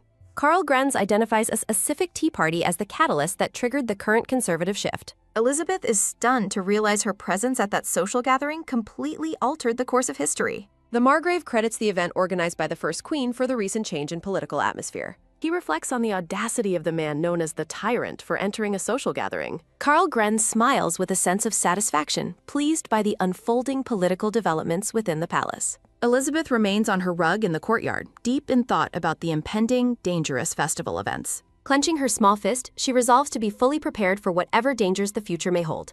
Julius holds Elizabeth, thinking about how their military-focused family usually avoids such large-scale social events. A memory of past social gatherings serves as a reminder of the family's traditional and isolated reputation. Despite the peaceful setting, Elizabeth experiences an overwhelming sense of dread about the coming festival days. The sun illuminates the palace towers as the grand day of the founding festival finally arrives. Dressed in matching formal attire, Julius carries Elizabeth toward the Crystal Palace to inspect the national treasures. Elizabeth holds the glowing chick spirit, which chirps its enthusiastic agreement with her secret plan. Navigating the crowd, Julius tells Elizabeth to behave herself, but she refuses to promise compliance. Julius looks down with a concerned expression, questioning the likelihood of a magical beast attack. The small yellow chick spirit looks incredibly nervous while admitting it has absolutely no idea. They approach the Crystal Palace as Julius decides that being safe is better than being sorry. A sinister, dark background featuring many watchful red eyes sets an oppressive and foreboding tone. Nobility from across the country arrive at the palace for a private viewing of the treasures. Elizabeth reflects on the magic crystal, which saved her life despite its role in false accusations. Nobles whisper about the tyrant's red-haired son, prompting Julius to cast a sharp, intimidating glare. To distract the judging crowd, Elizabeth unleashes a blindingly cute smile to charm the surrounding guests. Tugging on her brother, Elizabeth demands he join the charm offensive and stop pulling away. Elizabeth demonstrates a pose for her hesitant brother, encouraging him to follow her adorable lead. Julius forces a charming wink and smile, instantly winning over the hearts of the nearby noblewomen. A brown-haired woman claps in delight, completely captivated by the children's sudden and overwhelming cuteness. Elizabeth considers her operation a success, while Julius remains annoyed by her choice of codenames. The two enter a magnificent glass hall, looking up in wonder at the sheer architectural splendor. Elizabeth's eyes widen in surprise as she scans the crowd, sensing a hidden and unusual presence. Guards remain stationed throughout the opulent hallway while the purple-haired girl looks for signs of danger.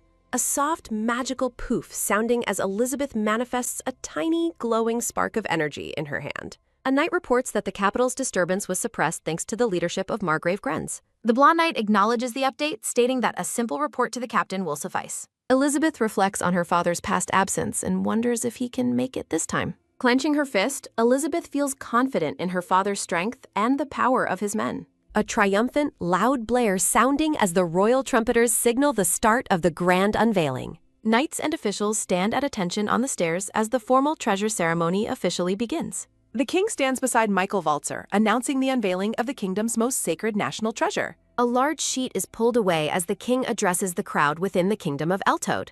A massive, brilliantly glowing pink crystal is revealed, pulsating with an immense amount of ancient magic. The assembled nobles gasp in amazement, praising the crystal as a beauty worthy of royal status. Julius watches in wonder, surprised to learn that his father was the one who originally discovered it. As the guests admire the artifact, narration suggests that everything has turned out for the best. Elizabeth stares intensely at the crystal, sensing a malicious energy hidden deep within its bright glow.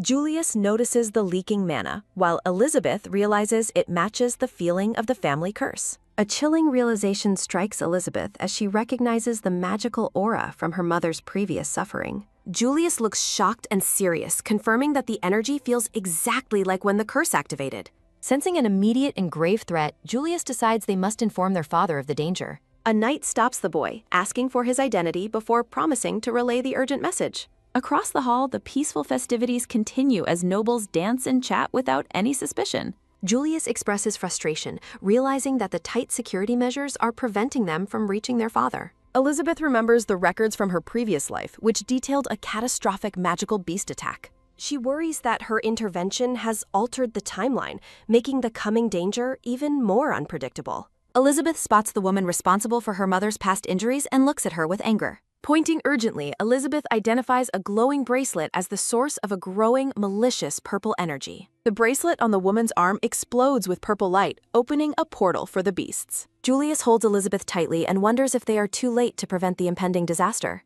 A terrifying, multi-headed beast emerges, shocking Elizabeth as it differs from the records she remembered. A sharp, metallic clang sounding as the royal knights draw their swords to face the threat. The beast lunges toward the crowd, but Elizabeth remains hopeful that the knights can handle it. Julius summons his magic to defend his sister, while Elizabeth tells him not to wait her. Elizabeth realizes the monster is targeting the king and queen, creating a desperate and dangerous situation. The king holds the dark-haired queen closely while a chaotic scene unfolds around them. Elizabeth realizes she cannot reach her destination in time as she unleashes a magical blast. Michael Walzer stands before a snarling beast, vowing to prevent any further harm today. A powerful slash from the Duke's sword cleaves through the massive horned magical beast. A terrifying howl echoes as another beast lunges toward the group from the shadows. The red-haired Duke remains calm while striking down the creature with a single, precise blow. A violent thudding impact sounds as Michael delivers a powerful kick to the monstrous intruder. The beast is sent flying through the air, away from the terrified guests and royalty. Julius protects his sister while the Duke stands firm amidst the blood-spattered wreckage of battle.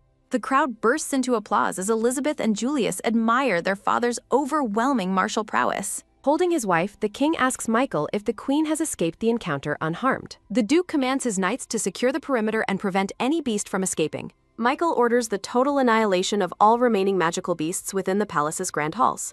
Elizabeth is surprised when her magical chick spirit glows, signaling her brother's arrival on the scene. A brown-haired woman in a blue dress flees the scene while looking incredibly distressed. Julius catches sight of the fleeing woman and resolves to intercept her before she disappears. From a high vantage point, the young boy is seen chasing Lady Malta through the gardens. Panicked and sweating, Lady Malta looks over her shoulder while trying to escape into the darkness. Julius notes the woman's surprising speed as he continues the pursuit while holding his baby sister. He hesitates to use his mana to catch her, fearing it would draw too much attention. Lady Malta continues her frantic flight through the hedges, her breath coming in ragged gasps. Julius and Elizabeth come to a halt as they encounter a sudden and unexpected development. A masked figure in black suddenly seizes Lady Malta, silencing her with a gloved hand. Back in the hall, Michael Walzer continues to slaughter the beasts with relentless and brutal efficiency. The battle-hardened Duke stands victorious over a pile of slain monsters, his face stained with blood. A knight reports to Michael that the interior of the palace is now free of threats. The Duke orders his men to maintain their guard despite the apparent end of the skirmish. The surrounding nobles whisper in awe and terror at the lethal power displayed by the Duke. A blonde woman stares in shock at a small, trembling creature huddled near a bloodied corpse. She notices the stains of human blood as Michael begins to clean his gore-covered blade. The Duke uses a white cloth to wipe the blood from his sword and determined face. A nobleman scolds Michael, arguing that a knight should show more consideration toward a lady. Michael dismisses the criticism, stating his priorities as a knight were focused on the immediate threat. The official protests that the Duke's lethal response to a young beast was unnecessarily excessive. Adelina intervenes, explaining that magical beasts grow rapidly and must be finished off immediately. She warns that allowing a beast to escape would endanger the entire capital and its citizens. The Duchess questions if the noble believes it is acceptable for others to suffer for his comfort. Michael intimidates the man with a chilling aura, while the official cowers in sheer terror. The king commends the Knight Commander Michael Walzer for his swift and effective response. The blonde queen with the fan questions how the beasts bypassed the palace's thorough security. The king notes that the appearance of monsters during a major festival is a grave matter. In the distance, the royal group discusses the damage done to the dignity of the crown. Peering over her fan, the first queen declares that the royal family will be held accountable. A snap sounding as the purple-haired queen closes her fan to address the assembly's leaders. The First Queen demands to hear the Knight Commander's thoughts regarding the severe security breach.